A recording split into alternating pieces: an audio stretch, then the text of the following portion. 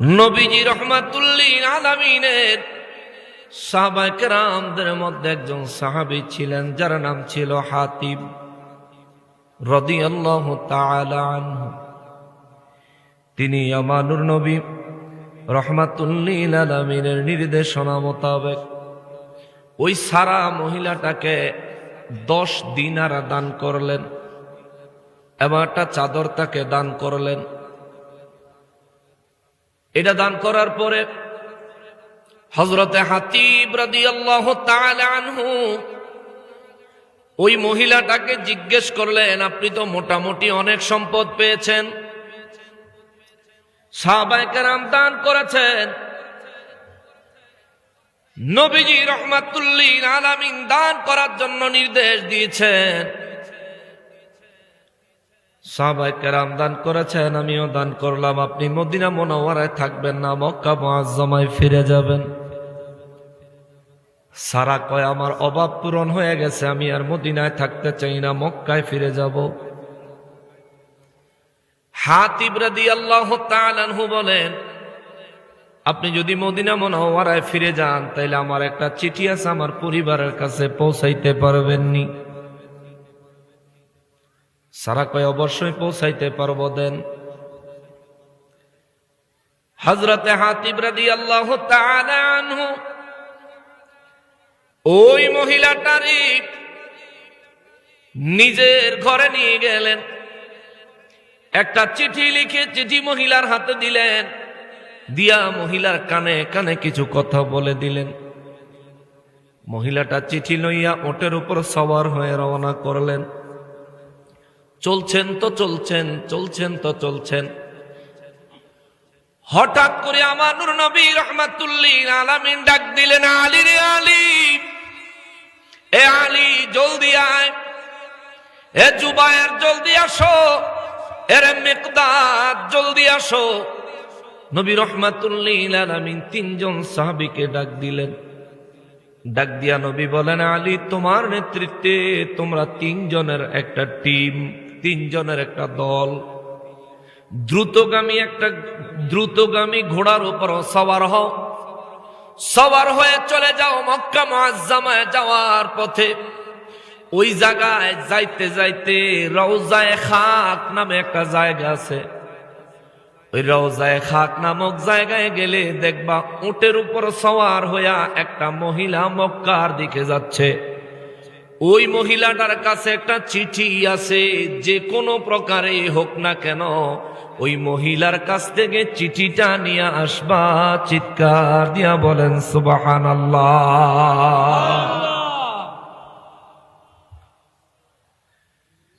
হযরতে আলী রাদিয়াল্লাহু তাআলা আনহু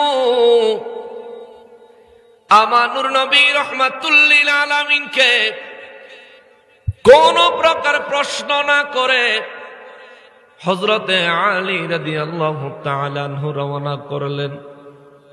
সাথে হযরত জুবাইর রাদিয়াল্লাহু তাআলা আনহু এবং সাথে হযরতে মিকদাদ রাদিয়াল্লাহু তাআলা আনহু, 3 সাহাবী বিশিষ্ট একটা দল দ্রুতগামী ঘোড়ায় চড়ে রওনা করেছেন।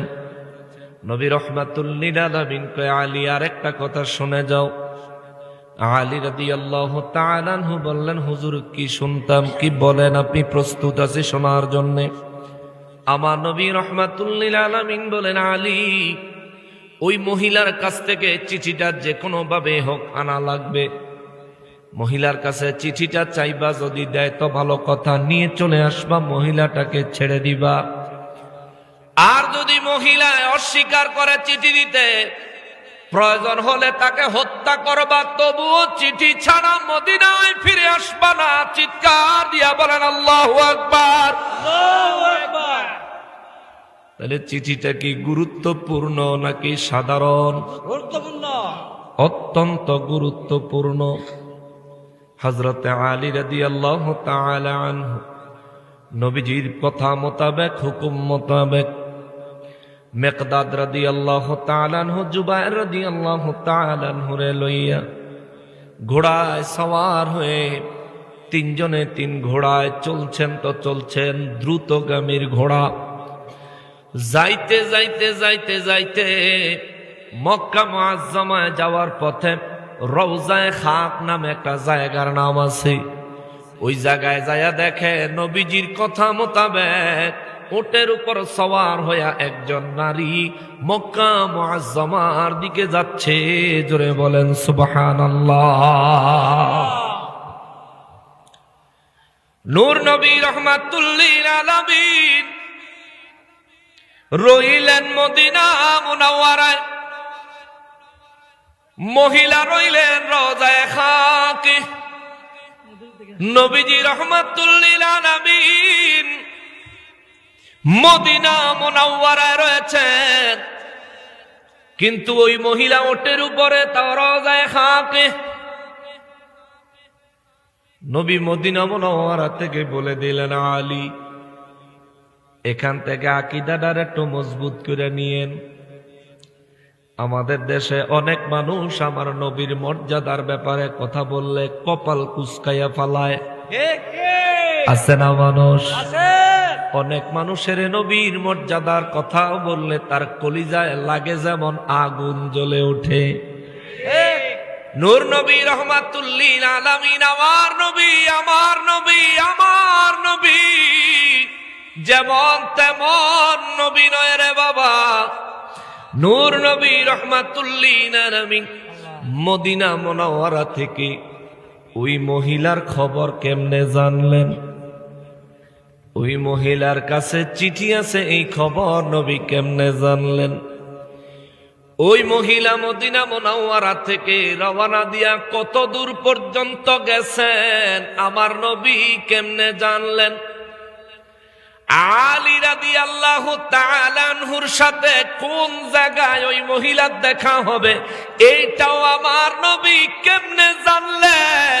বুঝা যায় আমার নবীকে গায়েবের ইলম দিয়েছেন কে?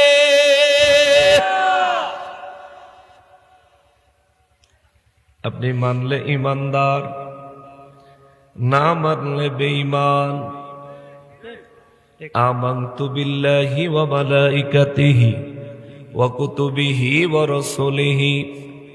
রাসূলিহি, আমি ঈমান আনলাম আল্লাহর উপরে, আমি ঈমান আনলাম ফেরেশতাদের উপরে, আমি ঈমান আনলাম আসমানি কিতাবগুলোর উপরে, আমি ঈমান আনলাম রাসূলদের উপরে, বিশেষ করে ওই রাসূল যিনি আমার রাসূল। জোরে বলেন সুবহানাল্লাহ।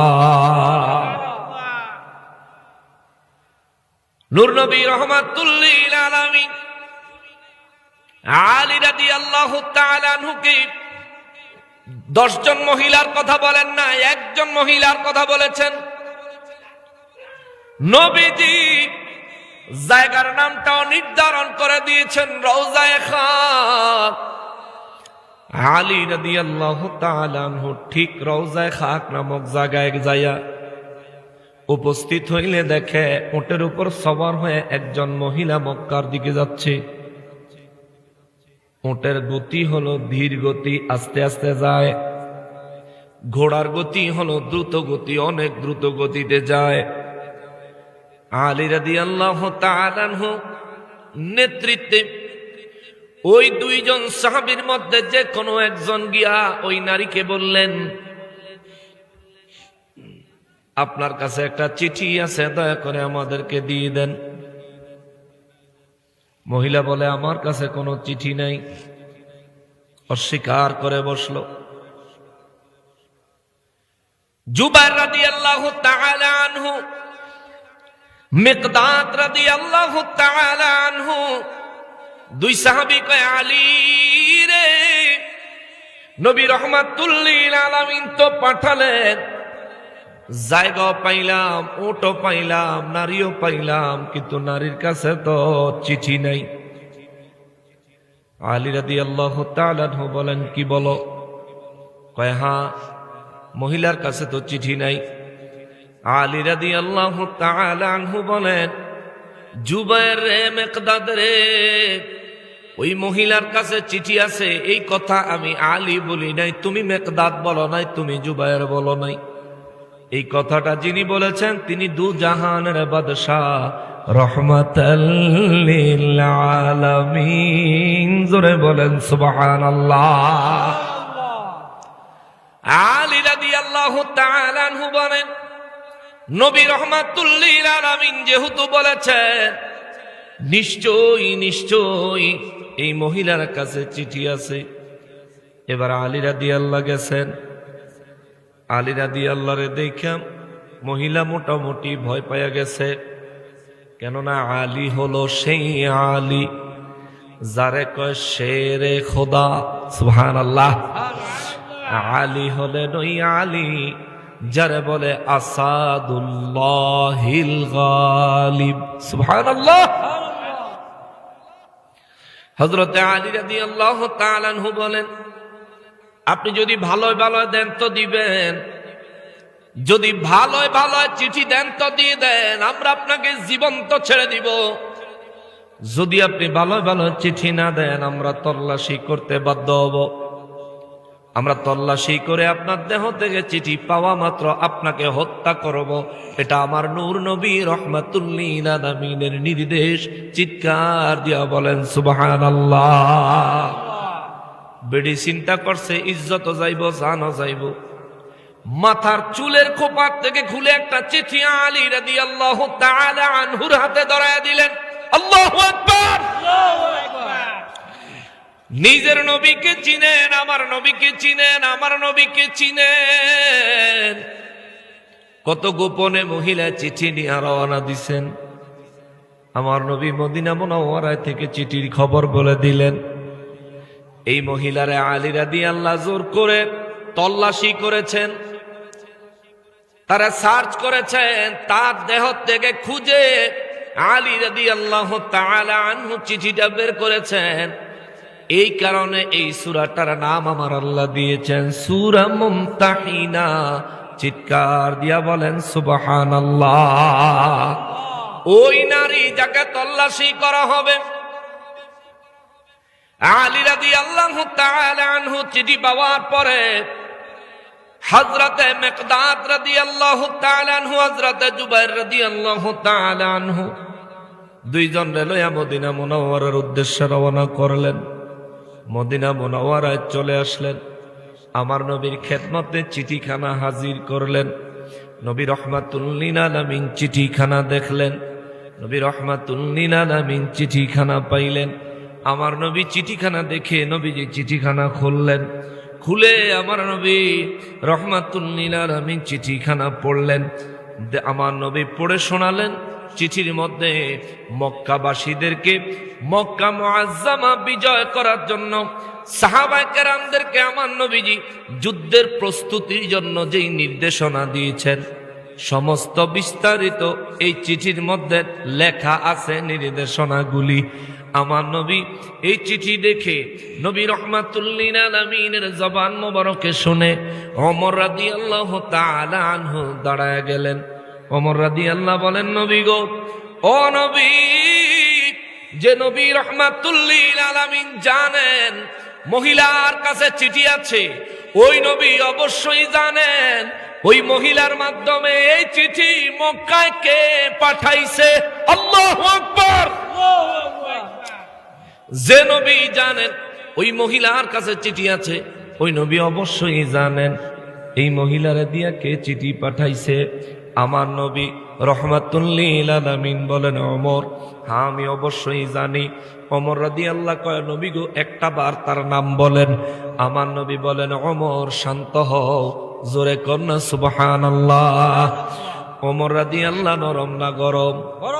জোরে কর না নরম না গরম? ওমর রাদিয়াল্লাহু তাআলা আনহু বড় গরম, বড় গরম, বড় গরম। নবী রহমাতুল লিল আলামিন যখন বললেন, ওমর শান্ত হও, আমি কথা বলি। নবীর কথা শুনে ওমর রাদিয়াল্লাহু তাআলা আনহু শান্ত হয়ে গেলেন।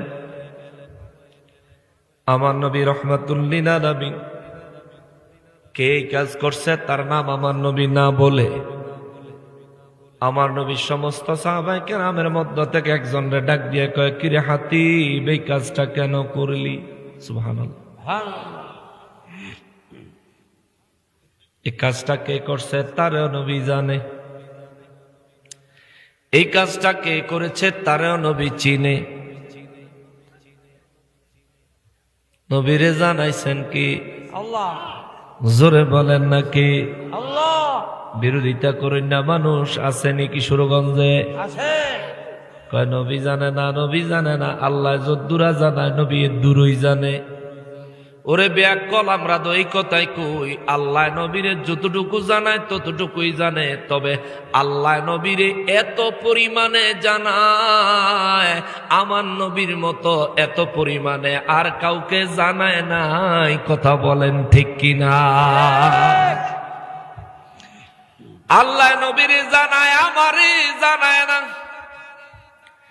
এই জন্য নবী নবীর মতো কোন নবীও না, আমার নবীর মতো কোন রসুলও না, আমার নবীর মতো কোন সাহাবীও না। আমি তো অনেক দূরের কথা, ঠিক কিনা বলেন? হাদিসে মোবারকে আমার নবী রাহমাতুল লিল আলামিনের বর্ণনা পাওয়া যায়। আমার নবী বহুবার বলেছেন, আইয়ুকুম মিসলি, তোমাদের মাঝে কে আছো আমার মতো?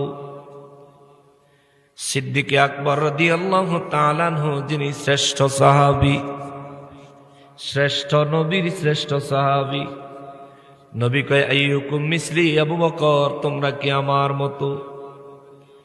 এই কথা বলার কারণ হলো, আমার নবী রাহমাতুল লিল আলামিন সওমে বেসাল পালন করতেন। সওমে বেসাল, সওমে বেসাল হলো এমন রোজা, যে রোজা রাখার জন্য নবী সাহারি করতেন না, ইফতারি করতেন না। সুবহানাল্লাহ। যারা কয় নবী হেগো মতন, হেগো কাছে আমরা একটা দাবি রাখি, সামনে রমজান মাস আইতাছে, সাহারি ইফতারি না খাইয়া রোজা রাখা দেখো চান্দু কেমন লাগে, ঠিক কিনা? 2 দিন 3 দিন পরে মরে বেটকে লিখে থাকবে। নূর নবী রাহমাতুল লিল আলামিন সওমে বিসাল করতেন। আবু বকর সিদ্দিক রাদিয়াল্লাহু তাআলা আনহু নূর নবী রাহমাতুল লিল আলামিনের কাছ থেকে কোনো না কোনো ভাবে জানতে পারছেন নবী সওমে বিসাল পালন করেন। সওমে বিসালের অর্থ জিজ্ঞেস করলে নবী বলেন, আবু বকর আমি সওমে বিসাল পালন করি, সাহারিও করি না, ইফতারিও করি না। আবু বকর সিদ্দিক রাদিয়াল্লাহু বাড়ির যায়া সওমে বেসাল আরম্ভ করছে। 2 দিন যাওয়ার পরে আর সোজা হইয়া দাঁড়াইতে পারে না, কাইত হইয়া পইরা যায়। মসজিদে নববী শরীফে নামাজে আইছে, জামাতে দাঁড়াইতে পারে না। নবী কয়, আবু বকর দাঁড়াইতে পারো না, কারণটা কি? এত দুর্বল কেন, তুমি কি কিছু খাও না? কয়, জি না হুজুর, খাই না। সুবহানাল্লাহ। নবী বলেন, আবু বকর খাও না কেন? হুজুর আপনি রাহমাতুল লিল আলামিন সাহারি না করে, ইফতারি না করে সওমে বিসাল পালন করেন। আমি আবু বকর চিন্তা করেছি আমিও সওমে বিসাল পালন করব। নবী কয়, আবু বকর সওমে বিসাল পালন কইরা আমি নবী সোজা হইয়া খাড়ায়া রইছি, তুমি দি সওমে বিসাল শুরু করতে না করতে কাইতে ভরে যাও গা। সুবহানাল্লাহ। নবী কয়, আবু বকর রে, আইয়ুকুম মিসলি, তোমাদের মাঝে আমার মতো কেউ আছেনি? আল্লাহু আকবার। নবী নিজে কয়, আবু বকর তোমাদের মাঝে আমি নবীর মতো কেউ আছেনি? আবু বকর সিদ্দিক রাদিয়াল্লাহু তাআলা আনহু বলেন, না গো হুজুর, কি বলেন গো ইয়া রাসূলুল্লাহ, আপনি আল্লাহর হাবিবুল্লাহ, আপনি হলেন রাসূলুল্লাহ, আপনি হচ্ছেন সাহেবে কোরআন, আপনি হচ্ছেন আল্লাহ পাকের হাবিব, আপনি হচ্ছেন আল্লাহর মেরাজের মেহমান, আপনি হচ্ছেন আরশে আজিমের মেহমান, আপনি হচ্ছেন সৃষ্টির মূল, আপনি হচ্ছেন রহমাতুল লিল আলামিন, আপনি হলেন সমস্ত নবীদের নবী, আপনি হচ্ছেন সাইয়্যিদুল মুরসালিন, আপনি হচ্ছেন খাতিমুন নবীন, আপনি হচ্ছেন রহমাতুল লিল আলামিন, আপনি হলেন ইমামুল মুরসালিন, আপনি হলেন ইমাম আল কিবলাতাইন, আপনি রাহমাতুল লিল আলামিন। আপনার মতো আমি আবু বকর কেন, আমরা সাহাবীরা কেন, আল্লাহর সৃষ্টিতে আল্লাহ আপনার মতো কাউরে বানাই নাই। সুবহানাল্লাহ। নবী কয়, আবু বকর যদি আমার মতো তোমরা না হও, আমি সওমে বেসাল পালন করি, তুমি শুরু করলা কেন? কয় হুজুর ভালোবাসায়। সুবহানাল্লাহ। কেন শুরু করছে? নবী কয়, আবু বকর ভালোবাসায় শুরু করছো, আমি নবী তোমার উপর খুশি। তবে শোনো, আমি সাহারি করি না, ইফতারি করি না দুনিয়ায় জাহিরি ভাবে। আমার জন্য সাহারি এবং ইফতারির সময় জান্নাতি নেয়ামতের ব্যবস্থা আমার আল্লাহ নিজে করে। আল্লাহু আকবার। আমি সাহারি করার জন্য খানা বাজার থেকে বাজার করে আনলে, বাসায় রান্না করলে সাহারি খাই, আমার জন্য জান্নাত থেকে খানা আসে না। নবীজি ইফতার করতেন, নবীজি সাহারি করতেন, জান্নাত থেকে খানা আসতো। এমনকি আল্লাহ নিজে নবীর জন্য খানার ব্যবস্থা করতেন। এখান থেকেও বোঝা যায় আমি নবীর মতন না, নবী আমার মতন না, নবীর মতো কেউ নাই। কথা বলেন ঠিক কিনা? ওই নূর নবী রাহমাতুল লিল আলামিন ওমর রাদিয়াল্লাহু তাআলা আনহুরে বললেন, ওমর একটু সবর করো, শান্ত হয়ে যাও। ওমর রাদিয়াল্লাহু শান্ত হয়ে গেলেন। নবীজি হযরতে হাতিব রাদিয়াল্লাহু তাআলা আনহুরে ডাক দিয়া বললেন, হাতিব রে, এই কাজটা কেন করলি? হযরতে হাতিব রাদিয়াল্লাহু তাআলা আনহু তিনি বদর যুদ্ধে অংশগ্রহণ করা একজন সাহাবী। তিনি দাঁড়িয়ে গেলেন নবী রাহমাতুল লিল আলামিনের খেদমতে। দাঁড়ায়া কাঁপতে কাঁপতে, কাঁদো কাঁদো কণ্ঠে দুই চোখের পানি ছেড়ে দিয়া বললেন, নবী গো, ও রাহমাতুল লিল আলামিন, আমি জানি মানুষের দৃষ্টিতে আমি এটা বড় অন্যায় করেছি, তবে আল্লাহ এবং তার রাসূলের দৃষ্টিতে আমি অবশ্যই অন্যায় করিনি। জোরে কোন সুবহানাল্লাহ। হুজুর দয়া করে আমাকে আত্মপক্ষ সমর্থন করার সুযোগ দেন, আমি নিজের পক্ষে কিছু বলার জন্য আমারে সুযোগ দেন গো নবীজি, তারপর আপনি ফয়সালা শুনায়েন। কেননা আগেই যদি আপনি ফয়সালা শুনাইয়া দেন, আপনার ফয়সালা মেনে নেওয়া হবে ইমানদারি, আপনার ফয়সালা না মানা হবে বেঈমানি। সুবহানাল্লাহ। ইয়া রাসূলুল্লাহ, আপনি ফয়সালা দেওয়ার আগে আমাকে আমার পক্ষে কিছু কথা বলতে দেন, অনুমতি দেন, সুযোগ দেন। আমার নবী বললেন, হাতিব রে, আল্লাহ এবং তার রাসূল সাল্লাল্লাহু আলাইহি ওয়াসাল্লাম কাউকে তার আত্মপক্ষ সমর্থন করার সুযোগ দেওয়া ব্যতীত আল্লাহ এবং তার রাসূল তার জন্য কোনো ফয়সালা শোনায় না। কেননা আল্লাহ এবং তার রাসূলের বিচারে কোনো বেইনসাফি নাই। চিৎকার দিয়া বলেন সুবহানাল্লাহ। এবার হাতিব রাদিয়াল্লাহু তাআলা আনহু নবীজিরে বলেন, নবী গো, ও গো দয়াল নবীজি, ও মায়ার নবীজি, মক্কা মুআজ্জামা থেকে আপনি নবীজি হিজরত করার পরে আপনার সঙ্গে বহু সাহাবায়ে কেরাম হিজরত করেছেন।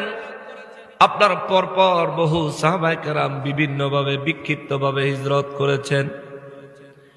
যত সাহাবায়ে কেরাম, যত মুহাজিরেরা মক্কা মুআজ্জামা থেকে হিজরত করে মদিনা মুনাওয়ারায় এসেছেন, হুজুর এই সাহাবীদের মধ্যে অনেকেরই ধন সম্পদ, পরিবার পরিজন মক্কা মুআজ্জামায় রয়েছে। হুজুর তাদের ধন সম্পদ, পরিবার পরিজন দেখাশোনা করার জন্য মক্কা মুআজ্জামায় তাদের অনেক অনেক আত্মীয় স্বজন আছে, এমন এমন আত্মীয় স্বজন আছে হুজুর এই সাহাবীদের ধন সম্পদ, পরিবার পরিজন তারা হেফাজত করবে, একটা আশা করা যায়। কিন্তু নবী গো রাহমাতুল লিল আলামিন, আপনি নবীর হিজরতের পরে আমি দীর্ঘদিন মদিনা মক্কা মুআজ্জামায় ছিলাম। ওসমান জিন্নুরাইন রাদিয়াল্লাহু তাআলা আনহু মক্কা মুআজ্জামায় হজ নাই, তখনও তিনি বেঁচে আছেন। হুজুর, আমি তখন মক্কা মুআজ্জামায় ছিলাম। আমি ওসমান রাদিয়াল্লাহু তাআলা আনহুরে বহু সহায়তা করেছি। ওই সময় আমি মক্কায় থাকলেও কখনোই কাফেরদের সাথে একমত হই নাই। কাফেরদের কোনো কাজে মুসলমানদের বিরুদ্ধে আমি কখনোই সহায়তা করি নাই। ইয়া রাসূলুল্লাহ, মক্কা মুআজ্জামা থেকে মদিনা মুনাওয়ারায় হিজরত করেছি আপনি নবীর মায়ায়। আল্লাহু আকবার। নবী গো, মক্কা মুআজ্জামা থেকে মদিনা মুনাওয়ারায় হিজরত করেছি আপনি নবী রাহমাতুল লিল আলামিনের মায়ায়। মদিনা মুনাওয়ারায় আসার পরে হুজুর, আমি কখনোই আপনার আনুগত্য ত্যাগ করি নাই। আপনার মায়া, আপনার প্রেম, আপনার ভালোবাসা কখনো ত্যাগ করি নাই। ইয়া রাসূলুল্লাহ, এই চিঠি আমি লেখা এই মহিলারে দিয়া মক্কায় পাঠাইছি ঠিক, হুজুর এর পিছনে মুনাফিকির কোনো চিন্তা আমার ছিল না। এর পিছনে ধর্ম ত্যাগ করা, ইসলাম ধর্ম ত্যাগ করে কাফেরদের কুফরি ধর্ম গ্রহণ করে কাফেরদেরকে সাহায্য করার কোনো চিন্তা আমার ছিল না। হুজুর, আমি এই চিঠি পাঠাইছি কারণ হলো মক্কা মুআজ্জামা থেকে আমি হিজরত করে মদিনা মুনাওয়ারায় যখন চলে এসেছি, মক্কার কাফের বেঈমানেরা আমার উপর বড় ক্ষিপ্ত, চরম ক্ষিপ্ত। মক্কা মুআজ্জামায় আমার বিবি রেখে এসেছি, আমার সন্তান রেখে এসেছি। মক্কা মুআজ্জামায় আমার সম্পদ রেখে এসেছি নবী গো। আমার এই সম্পদ, বিবি, সন্তানকে কাফের বেঈমানেরা মক্কা মুআজ্জামায় আপনি নবী যখন মক্কা বিজয়ের জন্য আক্রমণ করবেন, তখন তারা আমার উপর ক্ষোভ ঝাড়ার জন্যে, আমার উপর রাগ দেখানোর জন্যে, প্রতিশোধ নেওয়ার জন্যে আমার পরিবার পরিজনের উপর তারা হামলা করবে। আমার সম্পদগুলো তারা বাজেয়াপ্ত করবে, লুটপাট করবে। তার মানে বোঝা যায় মক্কা মুআজ্জামায় নবীজি রাহমাতুল লিল আলামিনের জামানায়ও এমন কিছু কাফের বেঈমান ছিল যারা মুমিনদের সাথে চক্রান্ত করে, ষড়যন্ত্র করে মুমিনদেরকে হেনস্থা করার জন্যে তাদের বাড়িঘর, সহায় সম্পত্তি লুটপাট করে নিয়ে যাইতো। কথা কোন ঠিক কিনা? মক্কা মুআজ্জামায় যারা লুটপাট করতো এরা কি মুমিন না কাফির? সবাই বলতে হবে মুমিন না কাফের। মক্কার কাফেরেরা মুসলমানদের বাড়িতে হামলা করত। মক্কার কাফেরেরা মুসলমানদের সম্পদ জোর করে ছিনায়া নিত। মক্কার কাফেরেরা যে কোনো ভাবেই হোক চক্রান্ত, ষড়যন্ত্র করে মুসলমানদেরকে, তাদের পরিবার পরিজনদেরকে, তাদের সন্তানদেরকে কষ্ট দিত। এটা কি মুসলমানের স্বভাব ছিল না কাফেরের? জোরে বলেন, মুসলমানের না কাফেরের? ওই 1450 বছর আগের কাফেরের স্বভাব চরিত্র এখনকার জামানায় ওহাবীদের ভিতরে দেখা যায়। মুর্শিদপুরে, শেরপুর জেলায় মুর্শিদপুর দরবারে ওহাবীরা হামলা করলো। গরু, ছাগল, বেড়া, মহিষ, দুম্বা যা ছিল পানির ফাতিলা সৈদ্যা চুরি কইরা লয়া গেল। লুটপাট করলো, ডাকাতি করলো, আল্লাহর দানের গাছগুলো কেটে টুকরো টুকরো করে ফেললো। আল্লাহর ঘর মসজিদে আগুন জ্বালায়া দিল। আল্লাহর কালাম কোরআনুল কারীমে আগুন জ্বালায়া দিল। তাদের বক্তব্য হলো মুর্শিদপুর দরবারে শিরিক বিদআতের কাজ হয়, কিন্তু বিশ্বাস করেন আল্লাহর কসম, আল্লাহর কোরআন মাথায় নিয়ে বলতে পারবো, আপনি নিজেও যদি কষ্ট করে একটু শেরপুর জেলায় মুর্শিদপুর দরবারটা দেখার জন্য যান, গেলে দেখবেন পুরো দরবারের ভিতরে মাজার শরীফ তো নাই, একজন সাধারণ মুসলমানের কবরও নাই, পুরো দরবারে কোনো মাজারও নাই, কবরও নাই। দরবারের মধ্যে আসছিল একটা মসজিদ, যেখানে দিনে 5 ওয়াক্ত নামাজ হইতো, জুমার নামাজ হইতো। মসজিদের ভিতরে ছিল কতগুলো কোরআনুল কারীম। দরবারের ভিতরে ছিল গরুর খামার, দরবারের ভিতরে ছিল ছাগলের খামার, দরবারের ভিতরে ছিল দুম্বার খামার, দরবারের ভিতরে ছিল মাছের ঘের, মাছের পুকুর, দরবারের ভিতরে ছিল বিভিন্ন রকমের ফলের গাছ, ছায়াদার গাছ। এই ওয়াহাবিরা দরবারে ঢুকলো, মাথায় টুপি, 5 কল্লি টুপি মাথায় দিয়া জুমা মসজিদে আগুন জ্বালায়া দিল। 5 কল্লি টুপি মাথায়, গায়ে পাঞ্জাবি পরে আল্লাহর কোরআন আগুন দিয়া জ্বালায়া দিল। গাছগুলো কেটে ফেললো, গরুগুলো চুরি করলো, মহিষগুলো চুরি করলো, অর্থাৎ লুটপাট করলো, ছাগলগুলি চুরি করলো, দুম্বাগুলি চুরি করলো। ও বাবা, একটা পাংখাও চুরি করছে, রান্না করা তরকারিও চুরি করছে, বালিশও চুরি করছে, বিল্ডিং এর ইট পর্যন্ত খুইলা খুইলা নিয়ে গেছে। এই চক্রান্তকারী, ষড়যন্ত্রকারী, টুপিওয়ালা, পাঞ্জাবিওয়ালা ওয়াহাবিদের চরিত্র 1450 বছর আগে মক্কার জঘন্য কাফেরদের সাথে মিলে গেছে।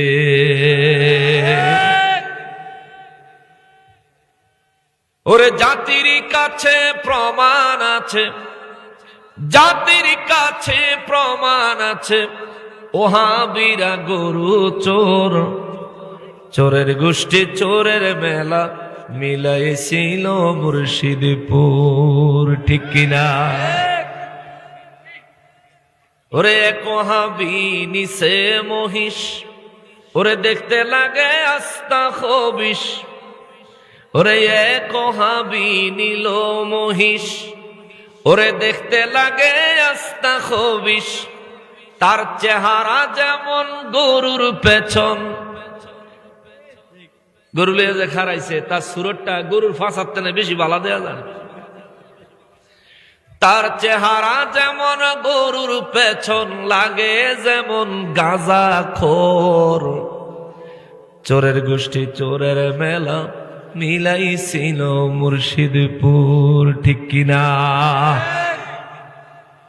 ওরে অবাক হলাম ইমাম দেখে, বালিশার তরকারি চোর সে। অবাক হলাম ইমাম দেখে, বালিশার তরকারি চোর সে। ইমাম সাহেব রান্ধুনা তরকারি বক্সে করে চুরি করছে আর বালিশ চুরি করছে। তারা জিগাইছে আপনার কেমন লাগে? আলহামদুলিল্লাহ, অনেক ভালো লাগে।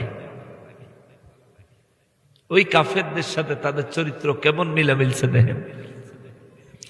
ওরে অবাক হলাম ইমাম দেখে, বালিশার তরকারি চোর সে।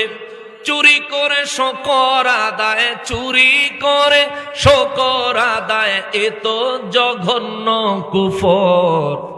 চোরের গোষ্ঠী চোরের মেলা মিলাইছিল মুর্শিদপুর, ঠিক কিনা? ওরে পাংখা পাতিল ছাগল চোরে, ক্ষমতা চায় কাতরে। পাংখা পাতিল ছাগল চোরে, ক্ষমতা চায় কাতরে। জাতি তোদের চিনে গেছে, জাতি তোদের চিনে গেছে, পরের ধনে নজর তোর, ঠিক কিনা বলেন?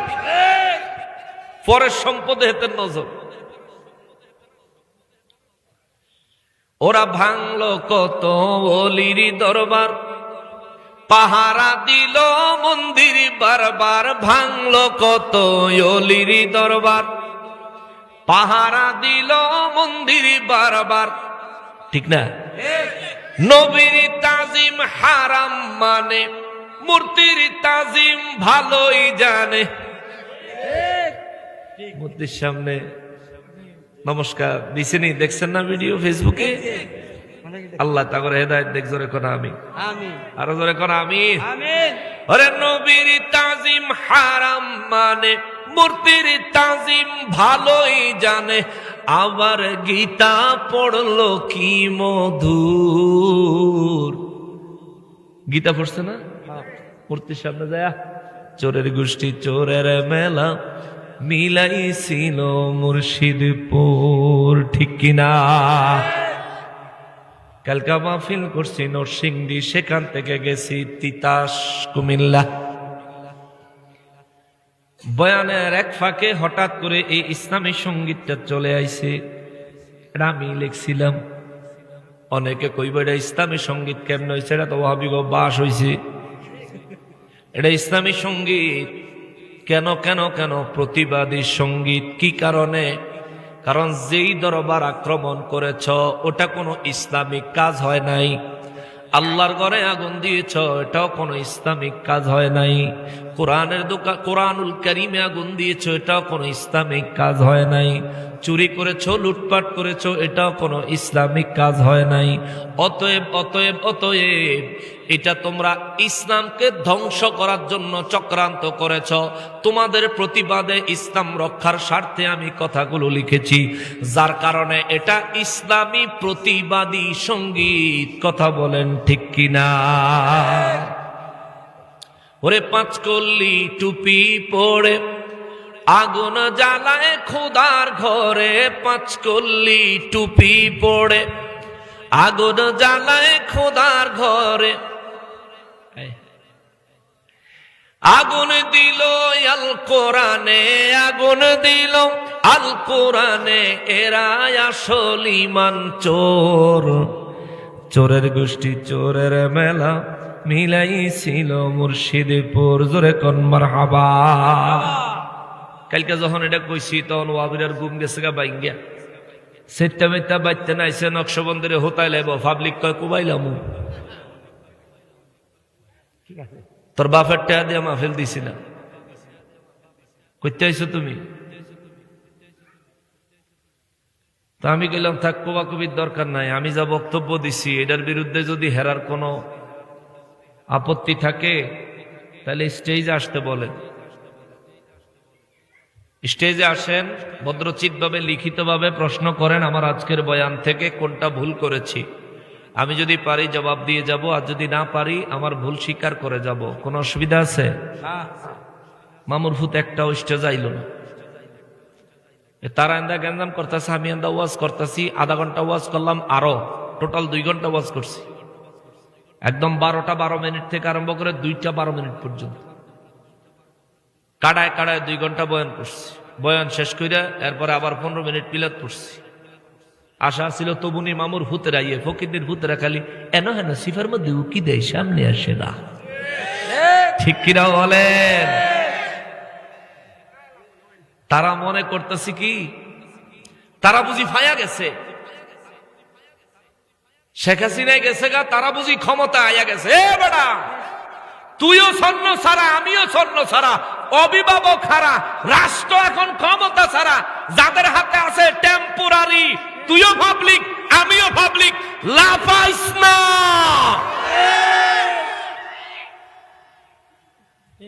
লাফাস কা তুই? এত লাফাও কা তুমি? তবে লাফাইয়া একটা বালাকাম করছো, তোর একটা ধন্যবাদ, তোরারে ধন্যবাদ যে তোরার আসল চরিত্রটা মানুষের সামনে, তোরারে ক্ষমতা দেওয়ানোর আগেই তোরা মানুষের সামনে নিজেকে আসল চরিত্র দেখাই দিছ। মানুষ এখন বুঝছে তোমরা রাতে ক্ষমতা দিলে মানুষের ঘরে টুইকা ডাহাতি করবা, কিছু কইতে পারতো না। তোমরা এই কাজের দ্বারা এগুলো প্রমাণ হয়েছে। যে ক্ষমতাবান হবে তার উপর দায়িত্ব আছে। আপনি যদি ক্ষমতাবান হতে চান, আপনি ক্ষমতায় যদি যেতে চান, আপনার উপর দায়িত্ব হলো দেশের হিন্দু, বৌদ্ধ, খ্রিস্টান, ইহুদি, মুসলমান যত ধরনের মানুষ আছে সবার নিরাপত্তা নিশ্চিত করতে হবে। তাহলে আপনি ক্ষমতায় যাইতে পারবেন। আপনি টুপিও ফিনবেন, মসজিদ ঘরে আগুনও দিবেন, টুপিও ফিনবেন, কোরআন শরীফের দোকানে আগুন লাগাইবেন, টুপিও ফিনবেন, মসজিদের ভিতরে ঢুকে কোরআন শরীফে আগুন লাগাই জ্বালায় দিবেন। আবার আপনি আশা করবেন ক্ষমতা পাইতেন। মনে রাখেন, দুর্নীতি করে ক্ষমতা আইতে পারবেন, নির্বাচনে ক্ষমতায় আসতে পারবেন না। 100 মানুষ যদি ভোট দিতে ভোট কেন্দ্রে যায়, একজনও তোমাদেরকে ভোট দিবে না তোমাদের এই কুচরিত্রের কারণে, লোভ লালসার কারণে। ঠিক কিনা বলেন? আমরা চাই রাষ্ট্রে এমন কেউ ক্ষমতায় আসুক যার দ্বারা আমরা সবাই নিরাপদ। রাষ্ট্রে এমন কেউ ক্ষমতায় আসুক যাদের দ্বারা ইসলামের খেদমত হবে বাধাহীন ভাবে। কথা বলেন ঠিক কিনা? গিয়াসউদ্দিন তাহেরি সাহেবের বিরুদ্ধে মামলা দিস, বেটার অপরাধ কি? গিয়াসউদ্দিন তাহেরি কি আওয়ামী লীগ? না। বলেন আওয়ামী লীগ? না। গিয়াসউদ্দিন তাহেরি সাহেব কি বিএনপি? না। গিয়াসউদ্দিন তাহেরি সাহেব কি জামাত? না। গিয়াসউদ্দিন তাহেরি সাহেবের বিরুদ্ধে মামলা কেন? হিংসা। তিনি হইল একজন ইসলামিক আলোচক। তার প্রত্যেকটা আলোচনায় প্রশাসনের জন্য মহব্বত, ভালোবাসা, সম্প্রীতি থাকে। তার প্রত্যেকটা আলোচনা থেকে সমাজে কেমনে শান্তি প্রতিষ্ঠা করবে এই দিক নির্দেশনা থাকে। কথা বলেন ঠিক কিনা? কারা না কারা ফিডাফিডি করে কি করলো না করলো হেডার মামলায় না গিয়াসউদ্দিন তাহেরি সাহেবরে দিল। দরবারে বলছিলাম একটা গল্প, দরবারে গেছেন কারা কারা টাতুটা?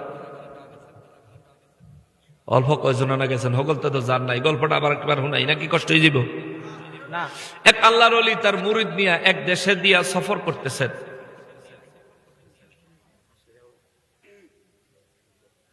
সফর করার সময় মুরিদের যে দেশে গেছে ওই দেশে গিয়ে দেখে ওই দেশের জিনিসপত্রের দাম অনেক সস্তা।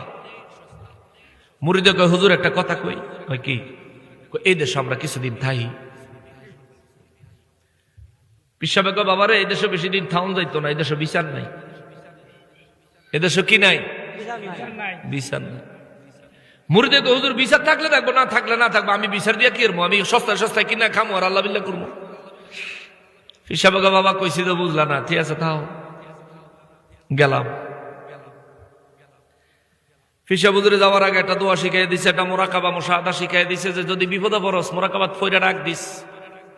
5 জোরে কন্যা সুবহানাল্লাহ।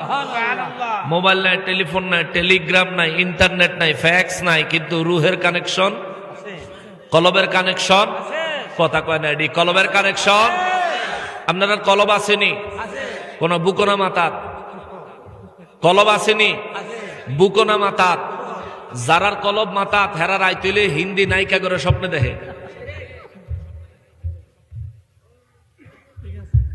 যারার কলব মাতার পিছে এইও আপনি এরকম কাজ করছেন এখন।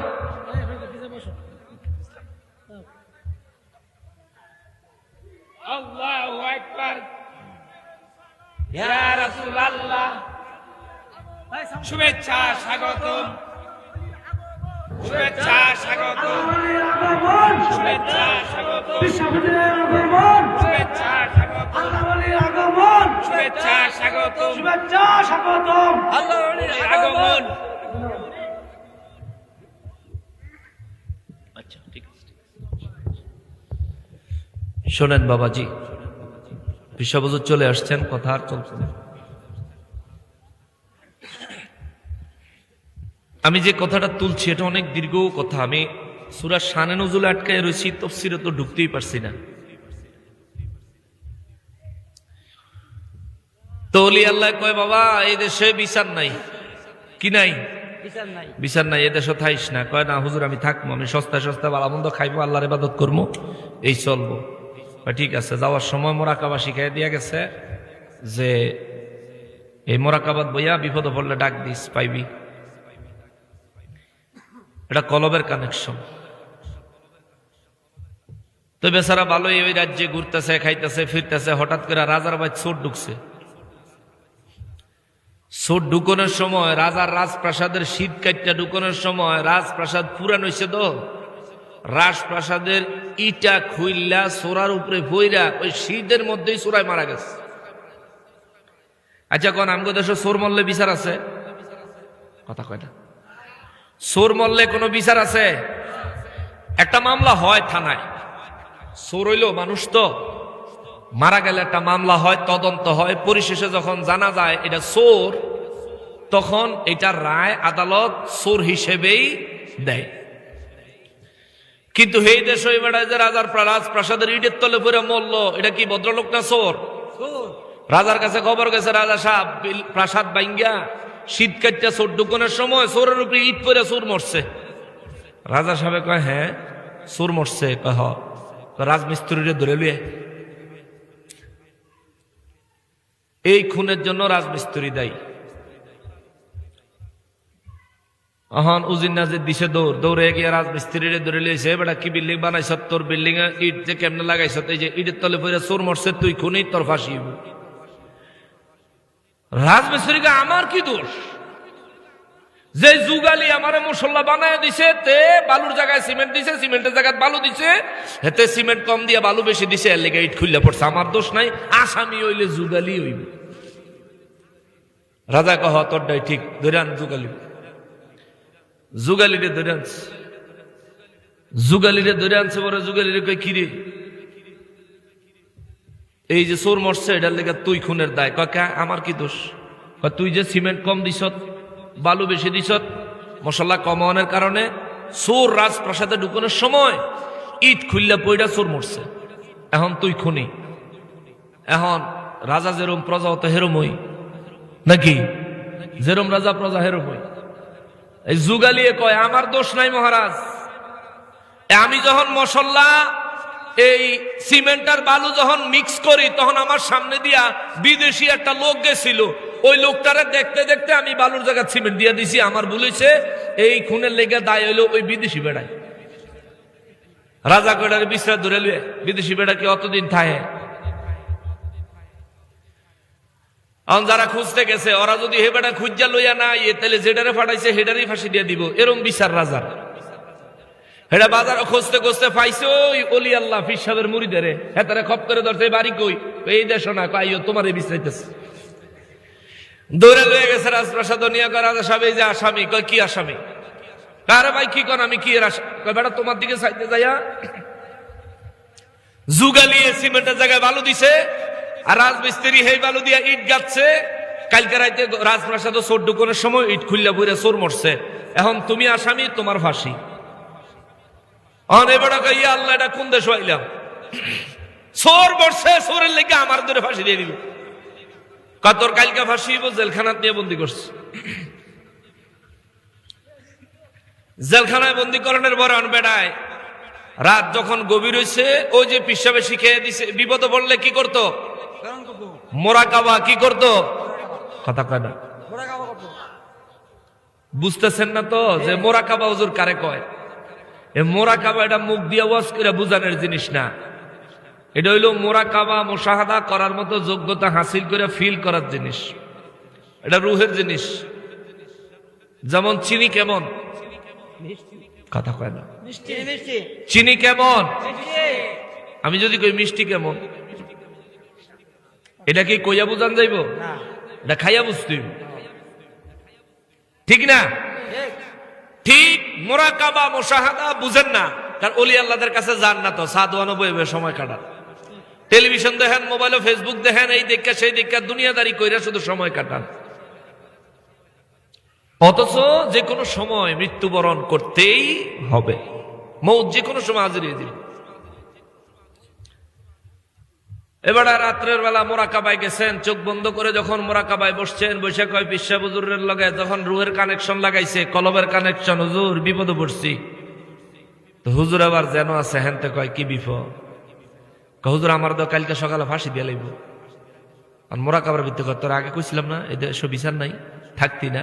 কয় আমি কি জানিনি আমার দৈরে না ফাঁসি দিব, তাও সোরের লাগিয়া।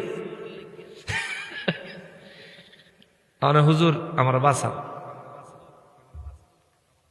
কয়েকটা স্মরণ যখন করে লাইছ, তাহলে তোর তো মাহরুম করন জানা, ঠিক আছে তুই থাক, আমি আইতেছি কালকে। আল্লাহর ওলিদের এক দেশ থেকে আরেক দেশে যাইতে কয় বছর সময় লাগে? চোখের পলকে যায় আর আসে। এই পাওয়ার ওলি আল্লাহদেরকে দেখে আল্লাহ। আয়া পড়ছে আল্লাহর ওলি, রাজ দরবারে আইসা মামলা আবার আপিল করছে। আপিল কইরা কইতাছে, শোনেন রাজা সাহেব, কি এই যে লোকটারে ফাঁসি দিবেন আপনি সিদ্ধান্ত নিচ্ছেন, এই লোকটার তো দোষ নাই, দোষ দো আমার। আপনার দোষ কেমনে? আমি তো হারে লইছিলাম এই দেশ। হ্যাঁ আইসেন, আমি লই আইছিলাম, আমার দোষ, আমার ফাঁসি দেন। কয় না, কালকে ফয়সালা হয়ে গেছে, ফাঁসি হারিয়ে রাজা কয় ফয়সালা হয়ে গেছে, রায় হয়ে গেছে, ফাঁসি অরিব। কয় না রাজা সাহেব, আপনি হেরে ফাঁসি দিয়েন না, আমার একটা কথা আছে। কয় কি? আমি গত রাইতে একটা স্বপ্ন দেখছি, আর আমি চিন্তা করে দেখছি আজকে যে ব্যক্তি ফাঁসিতে মারা যাইব, এই ব্যক্তি সরাসরি জান্নাতে যাইব। সুবহানাল্লাহ। তো তে হইলে আমার মুরিদ, আমি হইলাম তার পীর সাহেব, আমি হ্যাঁ আগে জান্নাতে যাইতাম, তে আমার আগে জান্নাতে গেলে কি সুন্দর দেখা যায়? কারণ আল্লাহর ওলি কথাটা বলছেন ওই সেন্সে, নির্দোষ কোন মানুষকে যদি ফাঁসি দেওয়া হয় তাহলে সে শহীদি মর্যাদা পায়। সুবহানাল্লাহ বলেন। আর শহীদদের কবরে কোনো হিসাব হয় না, ওরা ডাইরেক্ট জান্নাতি। ওলি আল্লাহ ওই কৌশল খাটায় কইলো, আমি চিন্তা করে দেখছি যে আজকে যে ব্যক্তি ফাঁসি খেয়ে মারা যাইব, এই ব্যক্তি ডাইরেক্ট জান্নাতে যাইব, তো তার আগে আমারে পাঠান, আমি ওলি আল্লাহ, আমি হইলাম তার পীর, আমি হইলাম তার গুরু, তে হইলাম আমার শিষ্য, আমার আগে জান্নাতে পাঠান, তারে না। রাজায় কয় খামোশ, তোমার এত বড় সাহস, আমি রাজা থাকতে আমার আগে তুমি ব্যস্ত যাইতে?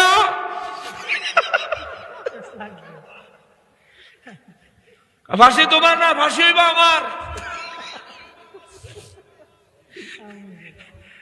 আমি ব্যস্ত যাবো। এই হলো বিচারের নমুনা। আমাদের দেশে যদি এই জাতের বিচার আপনারা করেন, মনে রাখবেন এই দেশের মানুষ ৭১-এ রক্ত দিয়ে রাষ্ট্র স্বাধীন করেছে।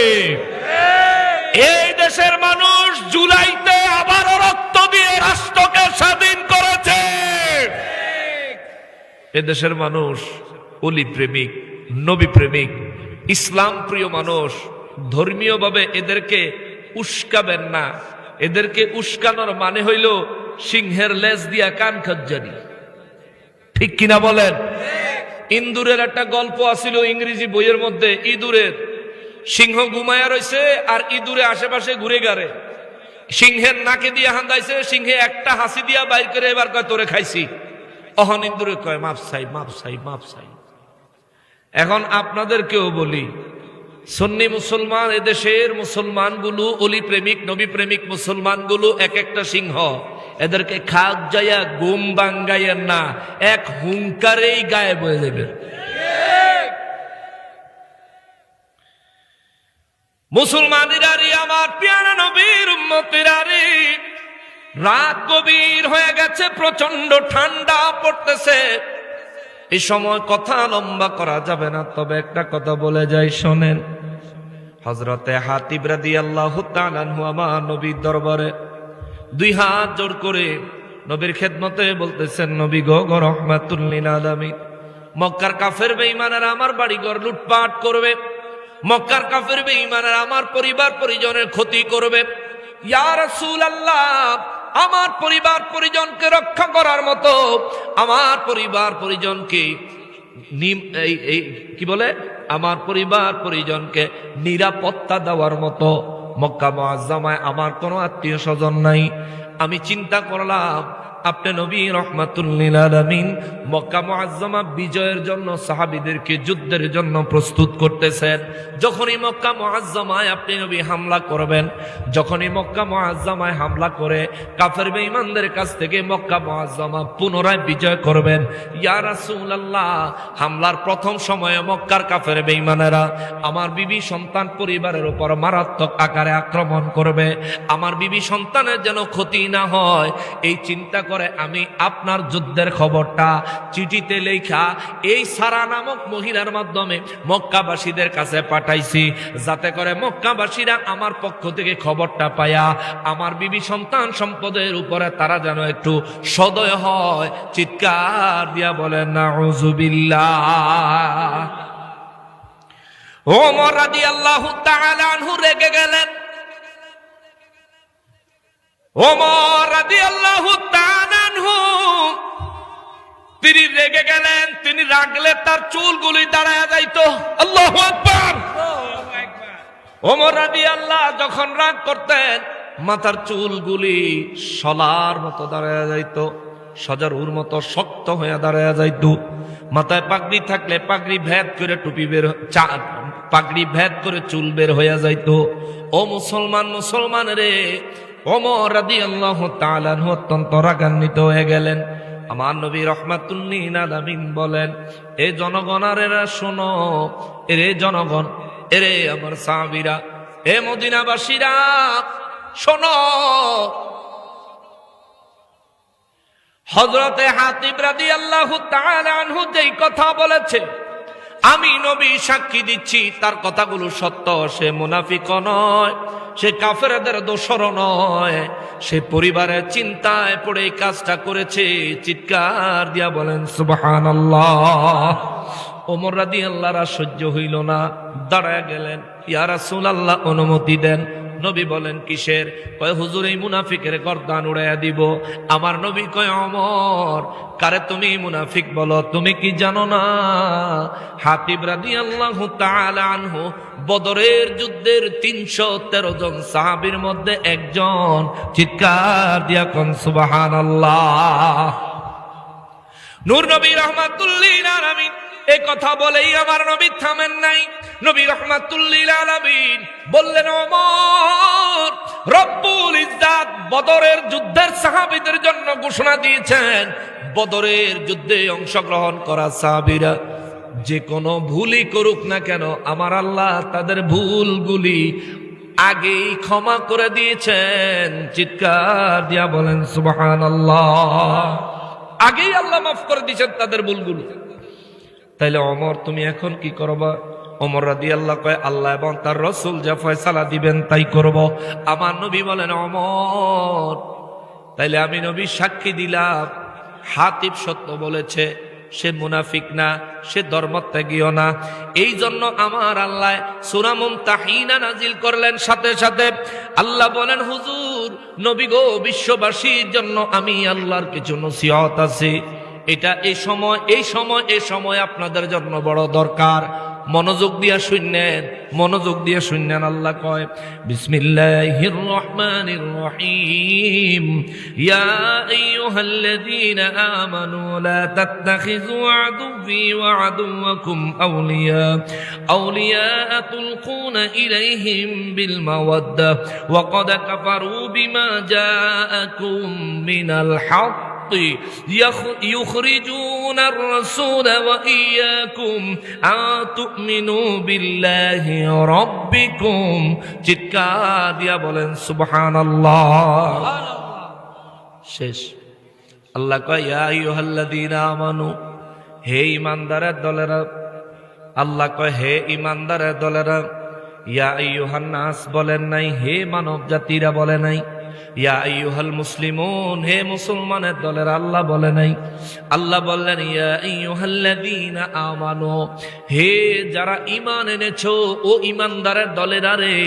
আমার আল্লাহ না কোন মুনাফিক মুসলমান না, তবে মুনাফিকের দেখতে মুসলমানের মতন লাগে, ঠিক না? মুনাফিকের দেখলে মুসলমানের মতন লাগে। এই জন্য আমার আল্লাহ ইয়া আইয়ুহাল মুসলিমুন বলেন নাই, রব্বুল ইজ্জাত বললেন ইয়া আইয়ুহাল্লাযীনা আমানু, ও ঈমানদারের দলেরা, যারা নাকি আসলে ঈমান এনেছ, মুনাফিকি করার ধান্দা নাই, যারা নাকি কুফরি ছেড়েছ, মুনাফিকি করার ধান্দা নাই। রব্বুল ইজ্জাত বলেন, ও ঈমানদারের দল, এরা ঈমানদারের দলেরা, লা তাত্তাখিযু আদুওয়ি ওয়া আদুওয়াকুম আউলিয়া তুলকুনা ইলাইহিম বিল মাওয়াদ্দাহ।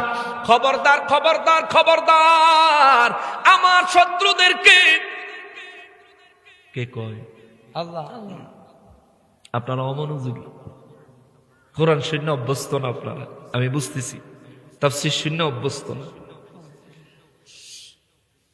আল্লাহর কোরআনুল কারীমে এটা এমন একটা ধর্মগ্রন্থ, ইহুদি, খ্রিস্টান, নাসারা, এরপরে নাস্তিক, পৃথিবীতে সমস্ত ইসলাম ধর্ম বিদ্বেষীরা পুরো কোরআন শরীফ রিসার্চ করে বলতে বাধ্য হয়েছে, কোরআন শরীফ হচ্ছে এমন একটা ধর্মগ্রন্থ, ইসলাম হলো এমন একটা ধর্ম, এই ধর্ম এবং ধর্মগ্রন্থে একটা মানুষের জীবনের সমস্ত সমস্যার সমাধান দেওয়া আছে।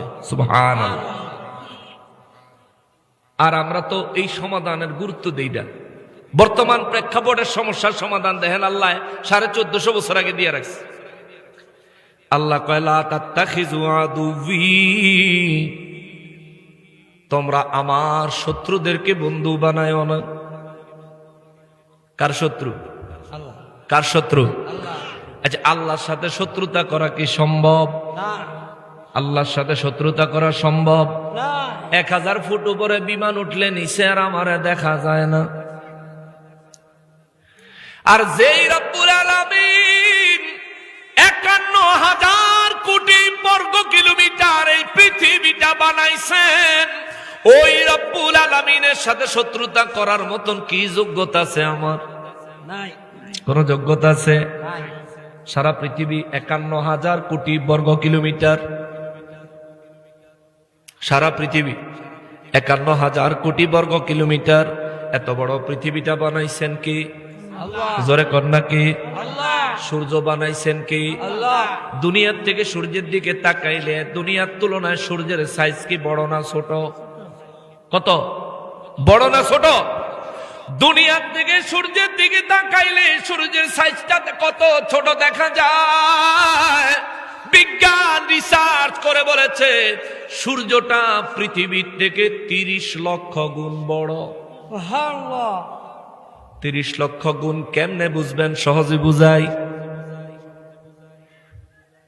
বিজ্ঞান বলে রে, দুনিয়ার থেকে যে সূর্যটারে ডিমের কুসুমের মতো দেখা যায়, ওই সূর্যটার পরিধি আমার আল্লাহ এত ব্যাপক, এত বিশাল ভাবে তার আয়তন বানাইছেন। এই পৃথিবীর মতো 30 লক্ষ পৃথিবী সূর্যের ভিতরে রাখা যাবে। আল্লাহু আকবার। ওই সূর্য বানাইছেন কি? আল্লাহ। এই জমিন বানাইছেন কি? আল্লাহ। সেই আল্লাহর সাথে আমি দুশ্মনী করার ক্ষমতা রাখি? কোন যোগ্যতা আছে আমার? কিন্তু আল্লাহ কয় লা তাত্তাখিযুল আদুওয়ি, লা তাত্তাখিযু আদুওয়ি, খবরদার তাদের আনুগত্য করো না, তাদেরকে বন্ধু বানায়ও না। যারা আমি আল্লাহর দুশ্মন, আল্লাহর দুশ্মন, আল্লাহর দুশ্মন কারা? ওলির দুশ্মন যারা। ঠিক। মান আদালি ওয়ালিয়ান ফাকাদ আযাতুহু বিল হারবি, হাদিসে কুদসির মধ্যে আছে না নাই? আল্লাহ হাদিসে কুদসির মধ্যে বলেন, যারা আমার ওলিদের দুশ্মন তারা আমার দুশ্মন, যারা আমার ওলিদের সাথে শত্রুতা পোষণ করে আমি আল্লাহ তাদের বিরুদ্ধে যুদ্ধ ঘোষণা করি। দেখেন আল্লাহ কয় লা তাত্তাখিযু আদুওয়ি, খবরদার তোমরা আমার শত্রুদেরকে বন্ধু বানায়ও না, বন্ধু বানায়ও না। ওলি আল্লাহদের দুশ্মন আল্লাহর শত্রু, ওলি আল্লাহদের দুশ্মন আল্লাহর শত্রু, ওলি আল্লাহদের দুশ্মন আল্লাহর শত্রু। তাইলে মুর্শিদপুর দরবার অন্যায় ভাবে ভাঙচুর করলো যারা, মুর্শিদপুর দরবার থেকে গরু ছাগল ভেড়া বকরি দুম্বা মাছ মাংস চুরি করলো যারা, রান্না করা তরকারি বিরিয়ানির পাতিলা চুরি করলো যারা, নিঃসন্দেহে এরা কার শত্রু? আরো জোরে বলেন, কার শত্রু? এই আল্লাহর শত্রুরা কখনোই আমাদের বন্ধু হইতে পারে, কেননা তাদেরকে বন্ধু বানাইতে মানা করছেন কি? আল্লাহ। আল্লাহ নামাজের হুকুম দিছে, নামাজ পড়া কি? ফরজ। কথা কর। ফরজ। নামাজ পড়া কি? ফরজ। নামাজ না পড়লে কি জাহান্নামে যাইব? যে ব্যক্তি বেনামাজি তারা জাহান্নামী বলা যাবে না।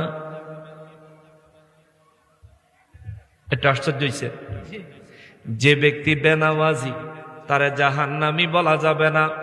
যদি কোনো ইমানদার নামাজের ইবাদত কম লইয়া মারা যায় কবরে আযাব হবে। যদি কোনো ইমানদার নামাজের আমল কম নিয়ে মৃত্যুবরণ করে হাসরের ময়দান থেকে তার জন্য যদি নবীর সুপারিশ না মিলে, যদি শেষ পর্যায়ে গিয়া আল্লাহর আযাবে পাকড়াও হইয়াই যায়, তাইলে তারা জাহান্নামে নিক্ষেপ করা হবে নির্দিষ্ট একটা সময়ের জন্য, নির্দিষ্ট একটা সময়ের জন্য। ওই সময়টা পার হলে ইমানদারের ইমান থাকার কারণে আল্লাহ তারা জান্নাতে পৌঁছায়া দিবে। সুবহানাল্লাহ। আমাদের সমাজে অনেক মানুষ জেল খাটে না, জোরে কোন খাটে না? জেলখানার ভিতরে যখন থাকে তারে কয় কয়েদি। জেলখানায় ঢুকার আগে তারা কেউ কয়েদি কয় না, কয় না জেলখানার থেকে বাহির হওয়ার পরে তারে কেউ কয়েদি কয় জাহান্নামে। যতক্ষণ বেনামাজি ইমানদার, যার ঈমান আছে কিন্তু নামাজ কম পড়ছে, নামাজ ছাড়ছে, যতক্ষণ পর্যন্ত এই ব্যক্তি জাহান্নামের ভিতরে ঢুইকা না পড়বো ততক্ষণ পর্যন্ত তারা জাহান্নামী বলা যাবে না। আবার জাহান্নাম থেকে বের হইয়া যাবে যখন, তখনও তারে আর জাহান্নামী বলা যাবে না। এই জন্য বাবারে বেনামাজি জাহান্নামী না, বেঈমানের বলা যায় জাহান্নামী। কারণ বেঈমান সরাসরি ফি নারি জাহান্নামা খালিদিনা ফিহা, কোরআনে বর্ণনা করেছেন কি?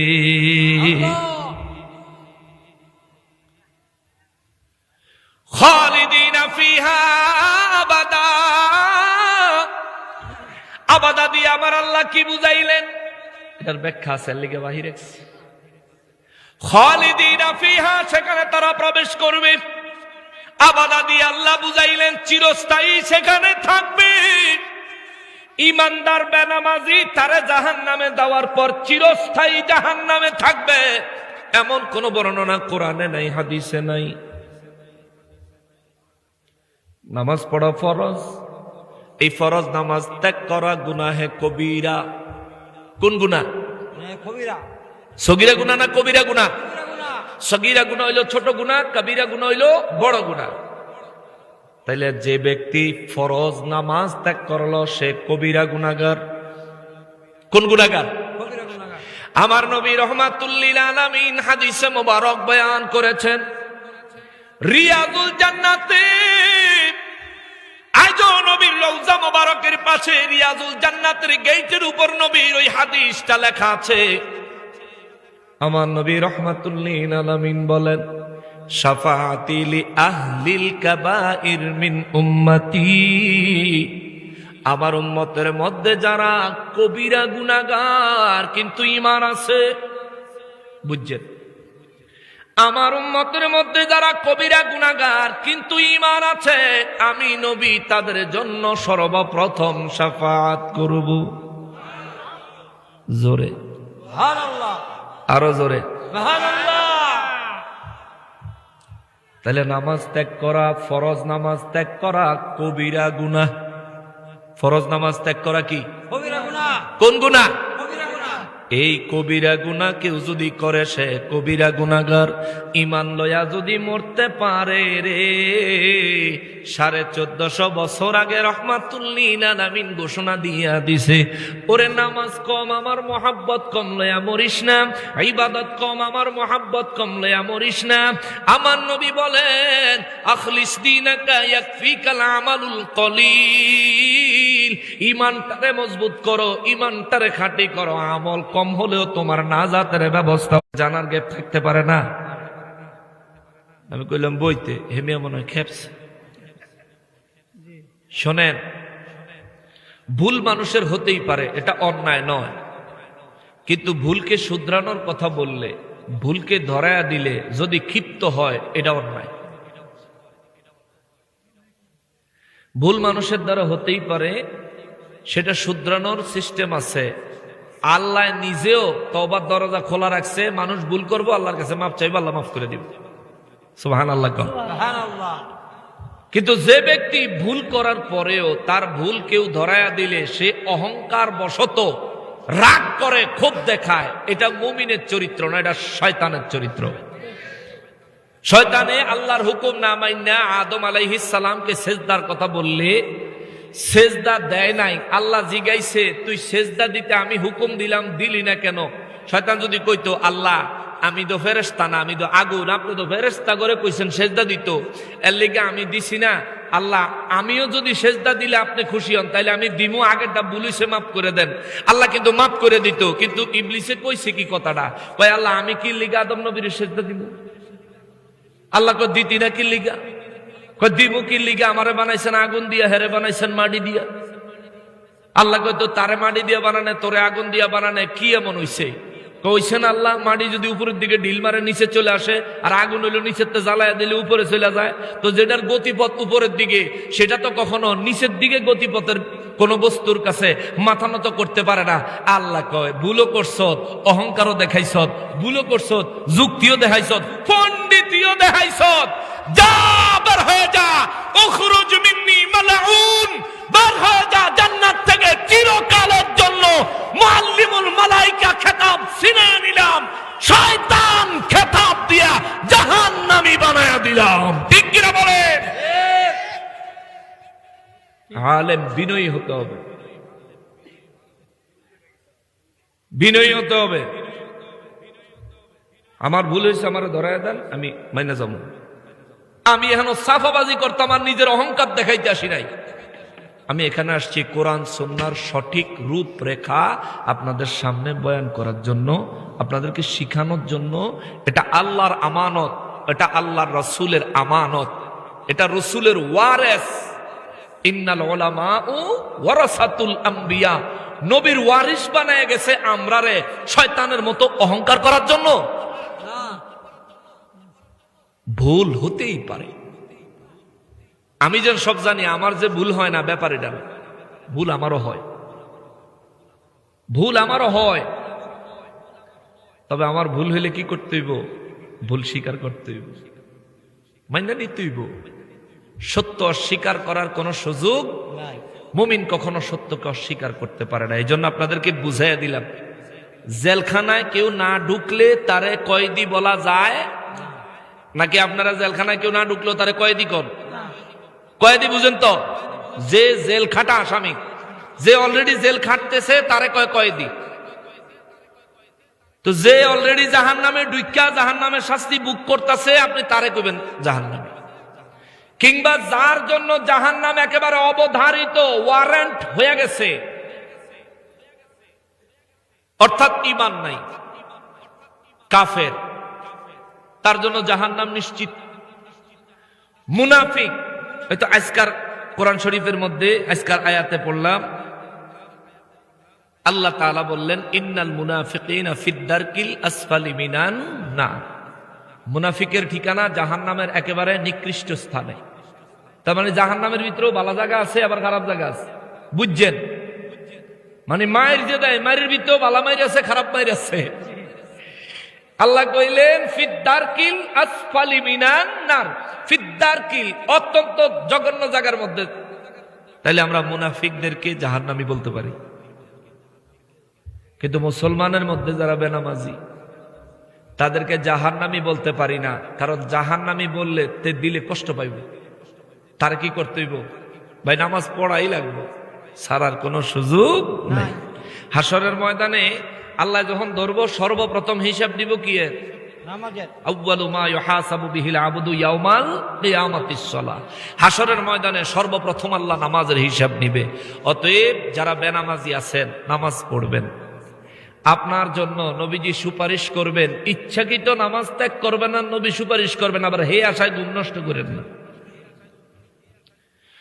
কবিরা গুনাহগারের জন্য নবী সুপারিশ করবেন। কোন কবিরা গুনাহগার? যারা অনিচ্ছাকৃত কবিরা গুনাহ করে ফেলছে, কিংবা যারা কবিরা গুনাহ হয়ে গেছে, করছে ইচ্ছা করে কিন্তু অনুতপ্ত হয়ে গেছে হায়াতে, এই দুনিয়ায় থাকতে অনুতপ্ত হয়ে গেছে। মালিক রে, ও মালিক, যৌবনের তাড়নায় তো করে ফেলেছি, হায়াতে জিন্দিগিতে ক্ষমতা পাইয়া ক্ষমতার অপব্যবহার তো করে ফেলেছি, আল্লাহ আমি তওবা করছি, আল্লাহ মাফ করে দেন, আর কোনোদিন করব না। এই তওবা কইরা অনুতপ্ত হইয়া এরপরে যদি যাইতারেন, কোন কারণে আপনার এই দরখাস্ত যদি পেন্ডিং হইয়া থাকে, আটকাইয়া থাকে, হাসরের ময়দানে নবী সুপারিশ করে এই দরখাস্তটা পেন্ডিং এর থেকে মঞ্জুর করাইয়া দিবেন। সুবহানাল্লাহ। মুসলমান নামাজ পড়বেন, 5 ওয়াক্ত নামাজ। যেই কথাটা বলতে বলতে এদিকে আসলাম, রব্বুল ইজ্জাত বলেন লা তাত্তাখিযু আদুওয়ি, লা তাত্তাখিযু আদুওয়ি, খবরদার তোমরা আমার শত্রুকে বন্ধু বানায়ো না। ওয়া আদুওয়াকুম, এবং তোমাদের শত্রুদেরকেও বন্ধু বানায়ো না। তার মানে আল্লাহ বুঝাইয়া দিল যেটা আমার শত্রু ওটা ঈমানদারেরও শত্রু। সুবহানাল্লাহ। সুবহানাল্লাহ। যে আল্লাহর শত্রু সে ঈমানদারেরও শত্রু। বললেন কি? আল্লাহ। জোরে বলেন নাকি? আল্লাহ। তাইলে আল্লাহর শত্রু ভালোবাসবেন? না। আল্লাহর শত্রুকে ভালোবাসবেন? না। ওলি আল্লাহদের প্রতি বিদ্বেষ রাখে না এমন কোন ওয়াহাবি বাংলাদেশও আসেনি। তাহলে ওয়াহাবির সাথে কোনো বন্ধুত্ব মানা করছে কি? আল্লাহ। এ জোরে কোন কে? আল্লাহ। না নকশবন্দি মানা করে গেছে? সূরা মুমতাহিনা 1 নম্বর আয়াত আল্লাহ কইছে যদি আপনি ঈমানদার হন তাহলে আল্লাহ দুশমনের সাথে কোন বন্ধুত্ব স্থাপন করা যাবে? আল্লাহ কয় আউলিয়া তুলকুনা ইলাইহিম বিল মাওয়াদ্দা, তোমরা কি আমার দুশমনদেরকে তোমাদের বন্ধু বানাইতাছো? আল্লাহ কয় তোমরা কি আমার দুশমনদেরকে তোমাদের বন্ধু বানাইতাছো? আল্লাহ কয় তাইলে শোনো, ওয়াকাদ কাফারু বিমা জাআকুম মিনাল হক, তোমাদের মাঝে আমি আল্লাহর পক্ষ থেকে যে হক এসেছে, সত্য এসেছে, এরা তো ওই সত্যকে অস্বীকার করেছে। তোমরা কেমনে তাদেরকে তোমাদের বন্ধু বানাও? চিৎকার দিয়া বলেন আল্লাহু আকবার। আল্লাহু আকবার। এখন ভাবতে পারেন হুজুর ওয়াহাবিরা তো আল্লাহর পক্ষ থেকে আসা হককে অস্বীকার করে নাই। ওলি আল্লাহরা আল্লাহর বন্ধু, কোনো সন্দেহ আছে? না। ওলি আল্লাহদের বিরোধিতা করলে আল্লাহ তাদের বিরুদ্ধে যুদ্ধ ঘোষণা করেছেন, কোনো সন্দেহ আছে? না। তারপরেও যারা অলিদের বিরোধিতা করে, অলিদের সম্পর্কে, অলিদের পক্ষে কোরআনুল কারিমে বক্তব্য দিয়েছেন কি? আল্লাহর বক্তব্য হক না বাতিল, হক। সত্য না মিথ্যা? সত্য। এই হক বক্তব্য, সত্য বক্তব্যকে যারা অলি আল্লাহদের দরবারে হামলা করলো, তারা তাদের কর্ম দ্বারা আল্লাহর হককে অস্বীকার করেছে, প্রমাণ হয়েছে। কথা বলেন ঠিক কিনা?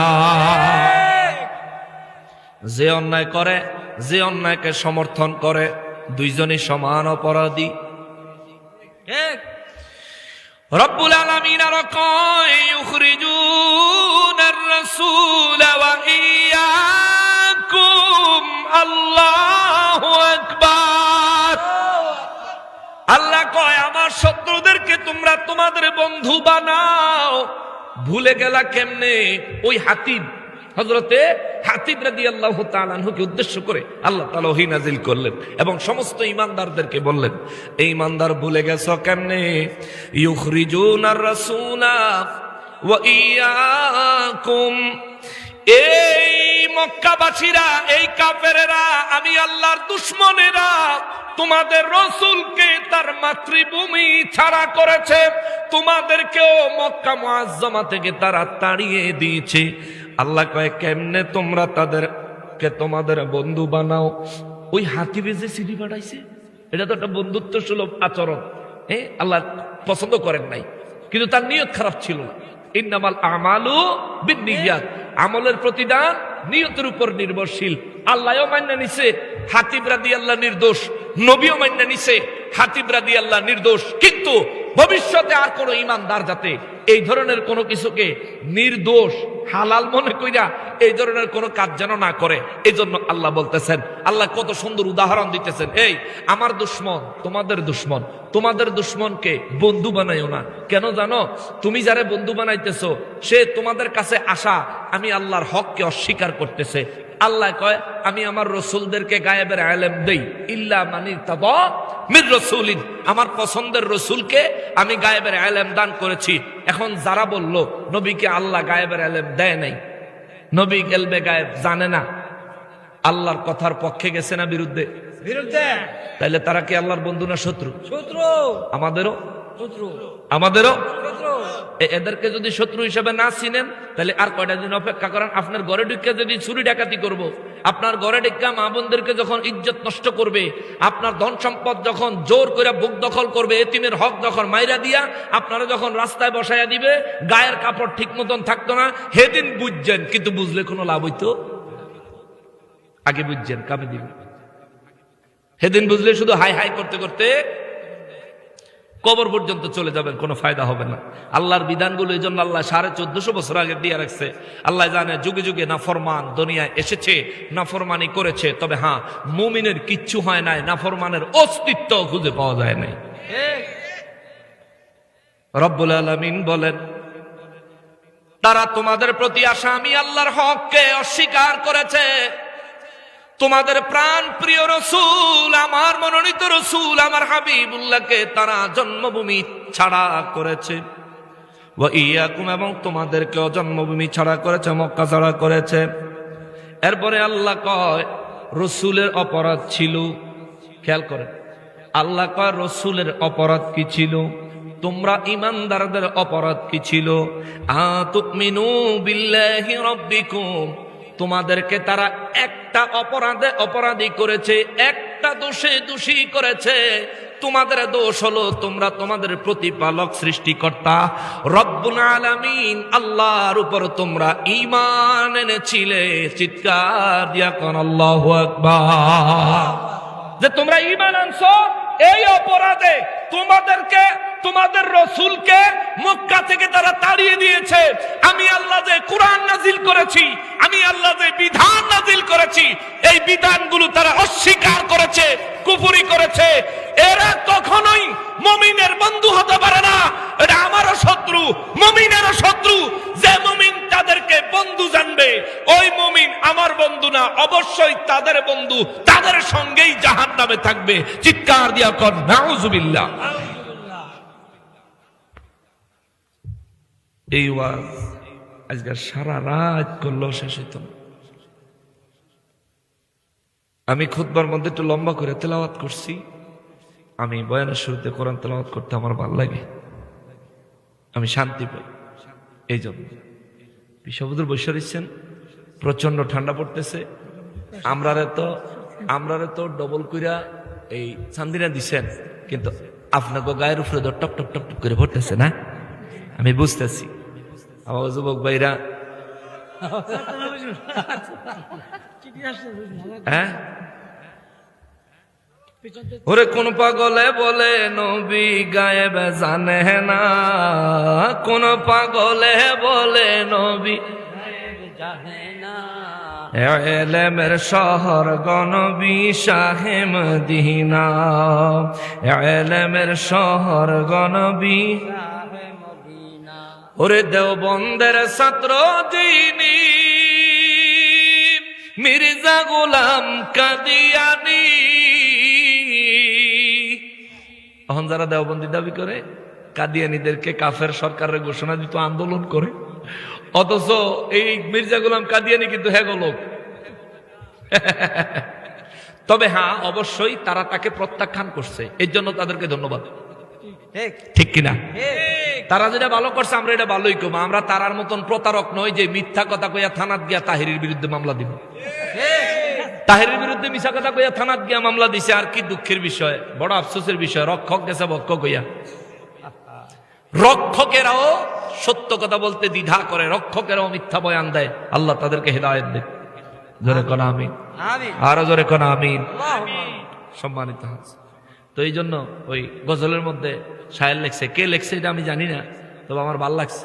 ওরে দেওবন্দের ছাত্র যিনি মির্জা গোলাম কাদিয়ানি, ওরে আলেম শিখে শয়তান হইল, আলেম শিখে শয়তান হইল, নবী পাইল না। আলেমের শহর গনবী শাহে মদিনা, কোন পাগলে বলে নবী গায়েব জানে না, কোন পাগলে বলে নবী গায়েব জানে না।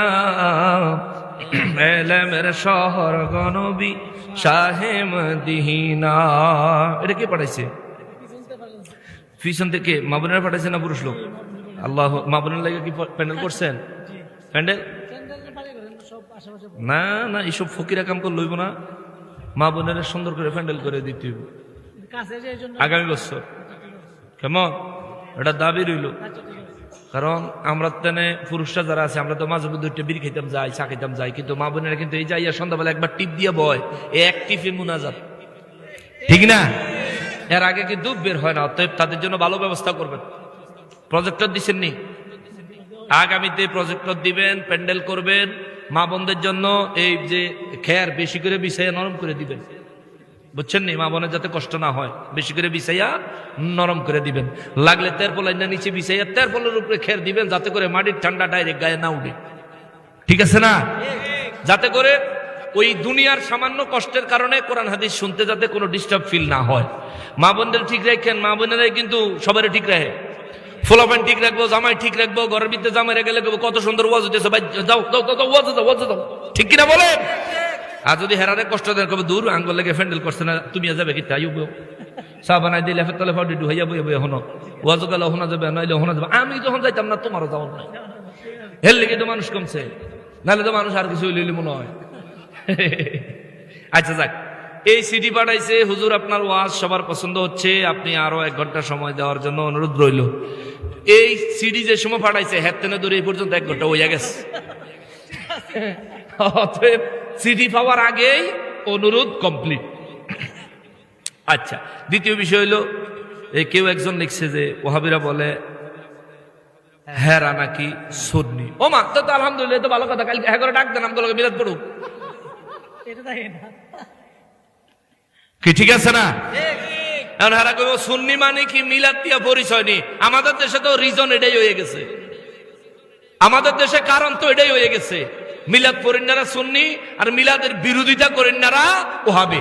এখন আপনি যদি মিলাদ নাও পড়েন তবু আমি ওই ওহাবির কাছে জানতাম চাই, আপনি মিলাদের বিরোধিতা করেননি, না পড়লে আপনার বিরুদ্ধে কোনো আমার অভিযোগ নাই, কিন্তু বিরোধিতা করলে কথা আছে, ঠিক কিনা বলেন? বিরোধিতা করলে কথা আছে। হালাল কাজের বিরোধিতা করা, হারাম মনে করা, হালাল কাজকে অবৈধ হারাম মনে করা, এটা ইমানদারি নয়, এটা কুফরি, বুঝছেন? অতএব এটা একটা সুখবর পাইলাম, যদি ওয়াহাবিরা সুন্নি হয়ে যায় আমাদের কোনো অসুবিধা নাই। তোমরা আইও, আমরা লগে বুক মিলাইও, তোমরা নির্বাচনের ক্যাম্পেইন করে দিব ফ্রি, ঠিক কিনা বলেন? ক্ষমতা বসাইয়া দিব তোমরা, কিন্তু সুন্নি হয়ে যাইতে হবে, প্রমাণ দিতে হবে যে তুমি সুন্নি হইছ। আচ্ছা, আরেকজন লিখছে দাঁড়াইয়া মিলাদ পড়া বেদাত, এগুলি জবাব দিছি। দাঁড়াইয়া মিলাদ পড়া তেমন বেদাত, ইমামতি করে মাস শেষে বেতন নিলে যেরকম বেদাত, বুঝছেন নি? সে বেতন নেওয়ান যেই বেদাত, মিলাদে দাঁড়াইয়া নবীরে সালাম দেন হেই বেদাত। এখন যে কবে মিলাদ বন্ধ, হেরে কবেন আপনার বেতন বন্ধ। মিলাদের বেদাত বন্ধ, বেতনের বেদাত বন্ধ। দাঁড়াইয়া মিলাদ পড়া যেই ধরনের বেদাত, মহল্লার মানুষের বাড়িতে টিফিন বাড়ি দিয়া খাওন আইনা খাইয়া ইমামতি করেন হেইরম বেদাত। এখন তাইলে যদি মিলাদ বেদাত হয় তাহলে মিলাদ বন্ধ করতাম। যদি হুজুর আপনি ওয়াজ করেন, আপনার ওয়াজ আমি মানছি, তবে আপনি আমার ডাকে মাইনালো, আপনার বেতনও বন্ধ, গ্রামের খাওয়ানো বন্ধ। গ্রামের খাওয়ানো বেদাত, বেতনও বেদাত। নবীজি ইমামতি করছেন, জীবনে বেতন নেন নাই। সাহাবায়ে কেরাম ইমামতি করছেন, জীবনে বেতন নেন নাই। নবীজি ইমামতি করছেন, কোন সাহাবীর বাইত খাইয়া করেন নাই, বরং নিজের ঘরে খাইছেন, তাও কোন খানা মানছে হাদিয়া হিসেবে, উপহার হিসেবে নবীর কাছে যা দিয়া যাইতো, উপহার হিসেবে নবীজিকে ওই ইমামতির লাগিয়া না, রহমাতুল্লিল আলামিনের দরবারে বরকতের জন্য দিয়ে যাইতো। হেডও নবী একা খাইতো না, নবী সমস্ত সাহাবায়ে কেরামদেরকে নিয়ে খাইতো। সুবহানাল্লাহ। আর আপনি ইমাম সাহেব দরজাটা বন্ধ করে 4টা বাড়ি ভাত কি আপনি 4টা বাড়ি ভাত খাইয়া ফ্যাটটার এরকম বিরাট বানাইছেন, মিলাদও খারাইলে আপনার কষ্ট হয়, ফ্যাট আলগাইয়া উড়াইতে পারে না তো। এইটা হচ্ছে মূল সমস্যা। মিলাদে দাঁড়ানো বেদাত না, আপনি কন মিলাদে দাঁড়াইলে কষ্ট, তাইলে আমরা মাইনে লাম, ঠিকই না কর? হ্যাঁ, আপনারা ভালো ভালো খাওয়াই ওই তো হ্যাঁ করে বানাইতেছেন, তবে আলেমদেরকে মহব্বত করবেন। আপনারা ভালো খাওয়ান দেন, এটা ঠিক। হেতে যে খায় এটাও ঠিক যদি সুন্নি হয়, হেতে যেন খায় এটাও ঠিক যদি মিলাদের বেদাত না কয়। এটা মুস্তাহাব মুস্তাহসান আমল,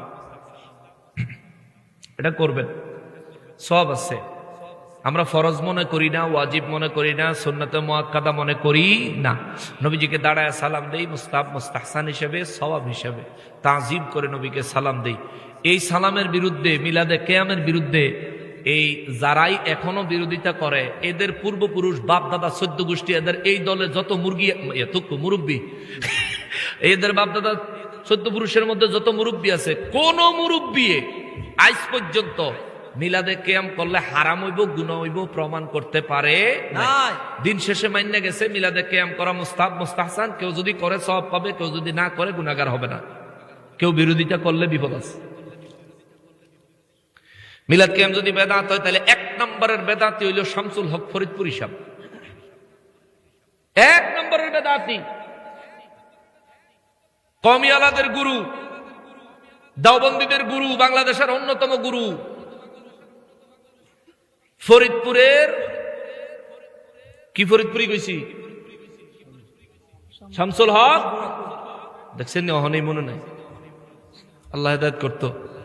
শামসুল হক ফরিদপুরি সাহেব তার তাসাউফ তত্ত্ব বইয়ের মধ্যে লিখে গেছে, আমি মিলাদ পড়ি, দাঁড়ায় নবীরে সালাম দেই, আমি শান্তি পাই। জোরে কোন সুবহানাল্লাহ। এখন তোমার ফতুয়ায় সর্বপ্রথম বড় বেদাতি হইছে গিয়ে তোমার শামসুল হক ফরিদপুরি হিসাবে। উনি ইন্তেকাল করছেন, মিলাদ পড়তেন, কিয়াম করতেন। আল্লাহ তাআলা জান্নাতুল ফেরদাউস নসিব করুক, পড়ি আমিন। দোয়া করি, তার লাগে অসুবিধা আছে? মিলাদ পড়া যদি বিদআত হয়, যারা মিলাদ পড়ে এরা যদি বিদআতি হয়, তাহলে সবচেয়ে বড় দেওবন্দীদের মধ্যে বিদআতি হইল হাজী ইমদাদুল্লাহ মুহাজিরে মক্কি রাহমাতুল্লাহ আলাইহি। তিনি মিলাদ পড়তেন, কিয়াম করতেন। ওনার মুরিদ আশরাফ আলী থানবী, ওনার মুরিদ আবুল কাশেম নানুতুবি, ওনার মুরিদ খলিল আহমদ আম্বেঠবি, ওনার মুরিদ। এই ফির সাহেব মিলাদ পড়তো, মুরিদে মিলাদ পড়ে না, এটা কি ভদ্রলোক? না। এই মুরিদটিরে কি ভদ্র মুরিদ কোন যায়? বেয়াদব। আচ্ছা যাক, থাক, আমরা হেরা এটা না কই। এরা পড়ে নাই, তারার ফির সাহেবে পড়তো। পীরের যদি পীরের মতন না মানেন, তাইলে আপনি মুরিদের মতন মুরিদ হইতে পারবেন না, মানতেই। কারণ আল্লাহ কইছে, ইয়া আইয়ুহাল্লাযীনা আমানুত্তাকুল্লাহা ওয়া কুনু মা'আস সাদিকিন। হে ইমানদার, তোমরা আমি আল্লাহকে ভয় করো, আর আমারে কেমনে ভয় করন লাগবো এটা শিখার জন্য ওলি আল্লাহদের সোহবত হাসিল করো। জোরে কোন সুবহানাল্লাহ। এটা আমি মুদ্দা কথা, সারমর্মটা বললাম, বিস্তারিত ব্যাখ্যা বললে অনেক লম্বা হবে। আবার আল্লাহ বলেন, ইয়া আইয়ুহাল্লাযীনা আমানুত্তাকুল্লাহা ওয়াবতাগু ইলাইহিল ওয়াসিলা। হে ঈমানদার, তোমরা আমি আল্লাহকে ভয় করো, আর আমি আল্লাহকে ভয় করার জন্য, আমি আল্লাহর ভয় অর্জন করার জন্য তোমরা ওসিলা তালাশ করো। সুবহানাল্লাহ কর। ওসিলা, ওসিলা মানে মাধ্যম। এমন একটা মাধ্যম তালাশ করো যে তোমাকে আমি আল্লাহর ভয় শিখিয়ে দিতে পারবে। ওই মাধ্যম হলো এই জগতে, এই জমানায়, এই জগতে আল্লাহর ওলিরা। জোরে কোন সুবহানাল্লাহ। বুঝতে হইব, বুঝলে বুঝ পাতা, না বুঝলে তেজ পাতা। ডায়লগ কার? গিয়াসউদ্দিন আত-তাহেরি। তাহেরি সাহেব দেশটারে পাগল করে দিছে, আসলে পাগল হয়ে গেছে, পাগলের ঘরে পাগল হয়ে গেছে। মামলা হে বেড়া, তাহেরি সাহেবের মামলা দিলে কি ফায়দা হইব? বালা হইতো না, বালা হইতো না, খেলা জৈমা যাইব। দিছ তো মামলা, দিছ তো মামলা, দেখো খাডন যেন না লাগে কামলা। আল্লাহ হেদায়েত দেখ। জোরে করে আমিন। বাবা আমার জন্য দোয়া করবেন। আমি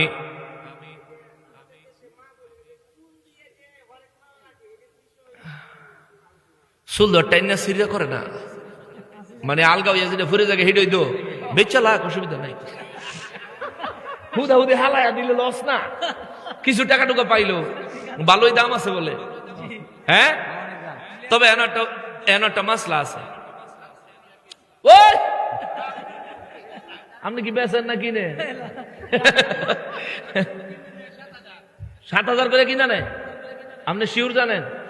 এত টেহা দামের চুল মাথা লইয়া আম্মা জানারা ঘুমায়। আম্মা গো, ঘুমানোর সময় মাথা বান্ধা ঘুমায় রে। আচ্ছা শোনেন, মা বোনদের পর্দার বিষয়ে, যারা তাকওয়াবান মা বোন, তাদের জন্য এই মাথার চুল বেচন উচিত না। কেননা পর্দার গুরুত্ব বুঝাইতে যাইয়া হাদিস শরীফে একটা বিষয় আসছে, কোন মহিলার যদি চুল কোন পর পুরুষ দেখে, তাহলে তার জন্য জাহান্নামের সাপ দ্বারা তাকে আযাব দেওয়া হবে। আপনি যে বেচলেন, শুধু এক পুরুষ না, কয় পুরুষে দেখলো? চুল তো আপনার। অতএব মা, এইসব ছোট লোকই কাম টাম ছেড়া দেন।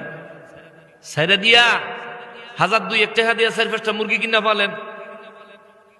5টা মুরগি যদি একসাথে ডেলি ডিম দেয়, কয়টা দিব? 5টা করে ডিম দিব, এটা হিসাব করে। আম্মা, এই চুল টুল কেউ আর বিক্রি করেন না, খবরদার, এর থেকে দূরে থাকবেন।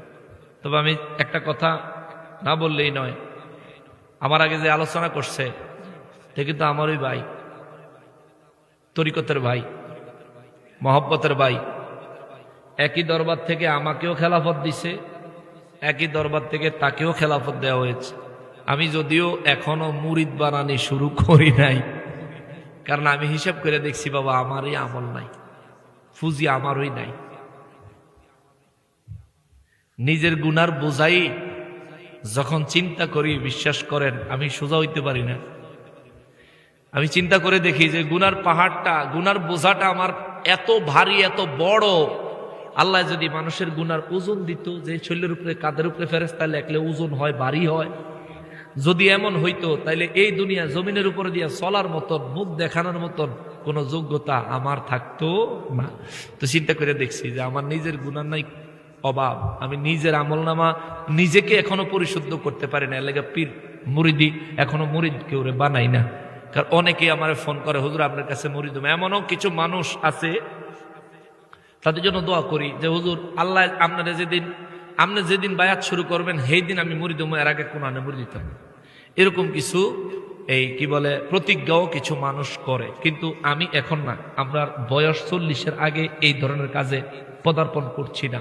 তবে যেটা বোঝানোর জন্য আসছি, বুঝাইতে যে কথাটা আনলাম, ওই ভাইও দরবারের খলিফা, আমিও দরবারের খলিফা।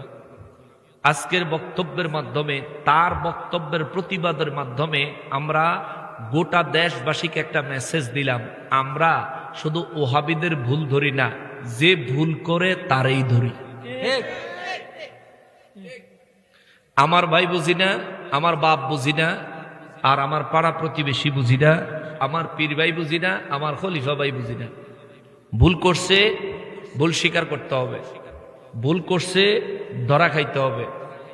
এই জন্যই পাটদা দরবারের নামের পরে সিদ্দিকিয়া দরবার যুক্ত হয়েছে। জোরে কোন মারহাবা। সিদ্দিকিয়া দরবার থেকে সিদ্দিক মানে সত্য, হক প্রচার এবং প্রসার প্রতিষ্ঠা হইতে হবে। যদি কেউ না বুঝেন আমাকে জিজ্ঞেস করতে পারেন, আমি যদি বুঝি আপনাকে বুঝাবো, যদি না বুঝি রিসার্চ করার পরে আপনাকে বুঝাবো। কিন্তু আমাদের দরবারের খলিফা ভাইরা যারা আছেন, আজকে পীর সাহেব হুজুরকে এখানে উপস্থিত রেখে আমি বলবো যে অনুরোধ করি, অহংকারী হয়েন না, বিনয়ী হয়ে। বিনয়ী হইলে আল্লাহ অনেক দূর নিয়ে যাবে। বিনয়ী হইলে আল্লাহ অনেক দূর নিয়ে যাবে। আমি যতদূর জানি এই দরবারের খেদমতে যারা আছেন, দরবারের সাথে সম্পৃক্ত যারা আছেন, আল্লাহ তাআলা কেউরেই বিপদে রাখেন নাই। হালাল ভাবে আল্লাহ তাআলা বিভিন্ন রহমত বরকত দিয়া বিভিন্ন ভাবে আল্লাহ যেমনে ভালো মনে করছেন, আল্লাহ যেমনে ভালো চাইছেন, তেমনে তাদেরকে বিভিন্ন ভাবে পার করে দিছেন, সমস্যা দূর করে দিছেন, দুনিয়া এবং আখিরাতের তারাক্কি দান করছেন। কথা কোন ঠিক কিনা? তাহলে আমরা হকের উপর থাকতে হবে। হক থেকে পিছলাইয়া গেলেই রহমত থেকে পিছলাইয়া গেল, বুঝবেন? অতএব যারা মুরিদ হন নাই, দুইটা হাত জোর করে কই, আমরা আলেম, আমরা বলদ না। আমরা আলেম, কোরআন হাদিস লেখাপড়া করছি, আমরা বোকা না। আমরা বুঝি দেখাই এই বয়সের বহু আগে, আমি 2010 সালে মুরিদ হইছি, 14 বছর হয়েছে, 15 বছরে পড়ছে। 10 সালে আমি মুরিদ হয়েছি আমার মুর্শিদ কেবলা আল্লামা খাজা আরিফুর রহমান তাহেরি নকশবন্দি মুজাদ্দিদি হুজুরের কাছে। আমি ওই দরবারের মুরিদ আর পাটদা দরবারের খলিফা। হুজুর দয়া করে দিছেন, আমি এটা যোগ্য না। সত্যি বিশ্বাস করেন, ওয়াল্লাহি আমি এটা যোগ্য না। অলি আল্লাহ নজরে আইছে, অলি আল্লাহ মনে করছে দেওয়া দরকার, দিছেন। অলি আল্লাহরা তো দয়াবান, আল্লাহর প্রেমিক মানুষ, আল্লাহর বন্ধু মানুষ, তারা দয়া হয় দিয়ে দেয়, দিয়ে দিছেন। আমি এটা যোগ্য না।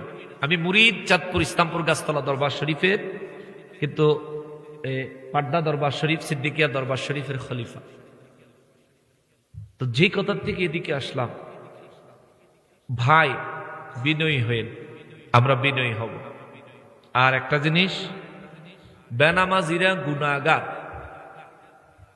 নামাজ ছাড়া যাবে, নামাজ ছাড়া যাবে না। খবরদার। আপনি চিন্তা করতেছেন নামাজ বুড়ো হইলে পড়বেন, যেটা বলতে লইছিলাম যে আমি 2010 সালে মুরিদ হইছি, 14 বছর হয়েছে, আমার বয়স 35। কত? 35-36 বছর ধরেন না, বা এরকম, বা আশেপাশে হইব। তো মুরিদ হইছে আরো 14 বছর আগে, না বুঝছা না, বুঝাই হইছি। আপনারা যারা এখনো মুরিদ হন না, চিন্তা করতেছেন বলে ওমনে বুড়ো হইলে ওমনে, ওরে 30 বছর বয়স তোমার ভাবছ মনে মনে, 60 বছরের বাবা থাকতে তুমি মরবা কেনে, ওরে নাই গ্যারান্টি সামনে তুমি, নাই গ্যারান্টি সামনে তুমি বাঁচবে 1 second. Oh my dear friend, ওই বুঝি তো রাইলো ও আরে, ঠিক কিনা বলে? বুড়ো হইলে মুড়ি দিবেন, বাদ দেন, বায়াত হয়ে যায়, বায়াত হবেন, বায়াত দরকার। আল্লামা রুমি রহমতুল্লাহ আলাই মসনবী শরীফের মধ্যে লিখছেন, যার পীর নাই তার হক পথ দেখানে ওয়ালা মুরব্বী নাই, আর যার হক পথ দেখানে ওয়ালা মুরব্বী নাই তারে বাতিলের পথ বাতলাইয়া দেয় শয়তান। অর্থাৎ খুব সহজেই এই ব্যক্তিকে পথভ্রষ্ট করে দেয় শয়তান। বাবা হকের উপর থাকবেন, নবীর প্রেমের উপর থাকবেন, নবীর ভালোবাসার উপরে থাকবেন। 4টা জিনিস হাসিল করবেন, শেষ কথা। একটু মনোযোগ দেন এদিকে যুবক ভাই। 4টা জিনিস হাসিল করবেন, আপনার দুনিয়া আখেরাত ধন্য হয়ে যাবে। 1 আল্লাহর ভয়, 2 নবীর মোহাব্বত, 3 মা বাবার খিদমত, 4 আউলিয়ায়ে কেরামের সোহবত, আর মা বোনদের জন্য 5 স্বামীর সন্তুষ্টি। এই 5টা জিনিস মা বোনরা হাসিল করবেন, আর 4টা জিনিস পুরুষরা হাসিল করবেন। আপনি উম্মতে মুহাম্মাদী হিসেবে দুনিয়া এবং আখেরাত ধন্য হবে।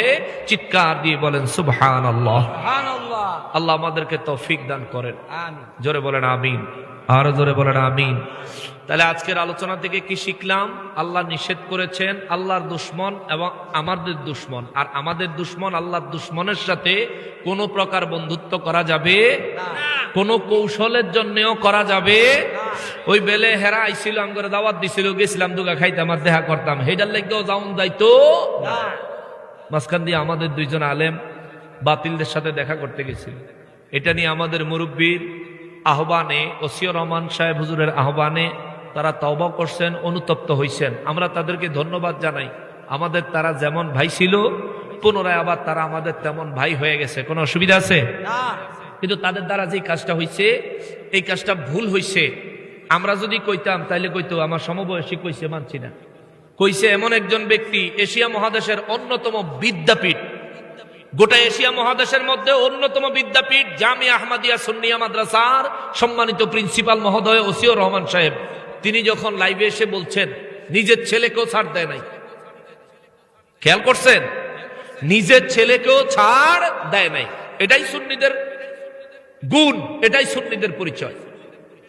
তারা শুধরে চলে আসছেন, আমরা তাদের জন্য দোয়া করি, আল্লাহ তাদেরকে হেদায়েতের উপরেই প্রতিষ্ঠিত রাখুক, জোরে কোন আমিন।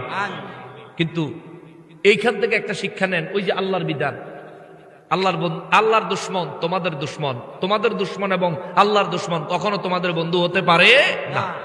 এই সূরার 2 নম্বর আয়াতে আল্লাহ বলেন, তুমি তাদেরকে বন্ধু বানাইতে চাও, ওরা যদি সুযোগ পায় নিজের হাত দিয়া তোমার ক্ষতি করবে, নিজের জিহ্বা নিজের জবান দিয়া তোমার ক্ষতি করবে। অর্থাৎ তোমারে মারবো, আবার তোমার বিরুদ্ধে কইব, তোমার মাল সম্পদ লুটপাট করব, আবার তোমার বিরুদ্ধে মিথ্যা তোহমত দিব। মুর্শিদপুর যেটা হয়েছে। অতএব আল্লাহর দুশ্মন আমাদের দুশ্মন। আল্লাহ এবং আমাদের দুশ্মন কখনো বন্ধুত্ব পাওয়ার হক রাখে না। আল্লাহ বুঝার তৌফিক দেন, আল্লাহ বুঝার তৌফিক দান করেন।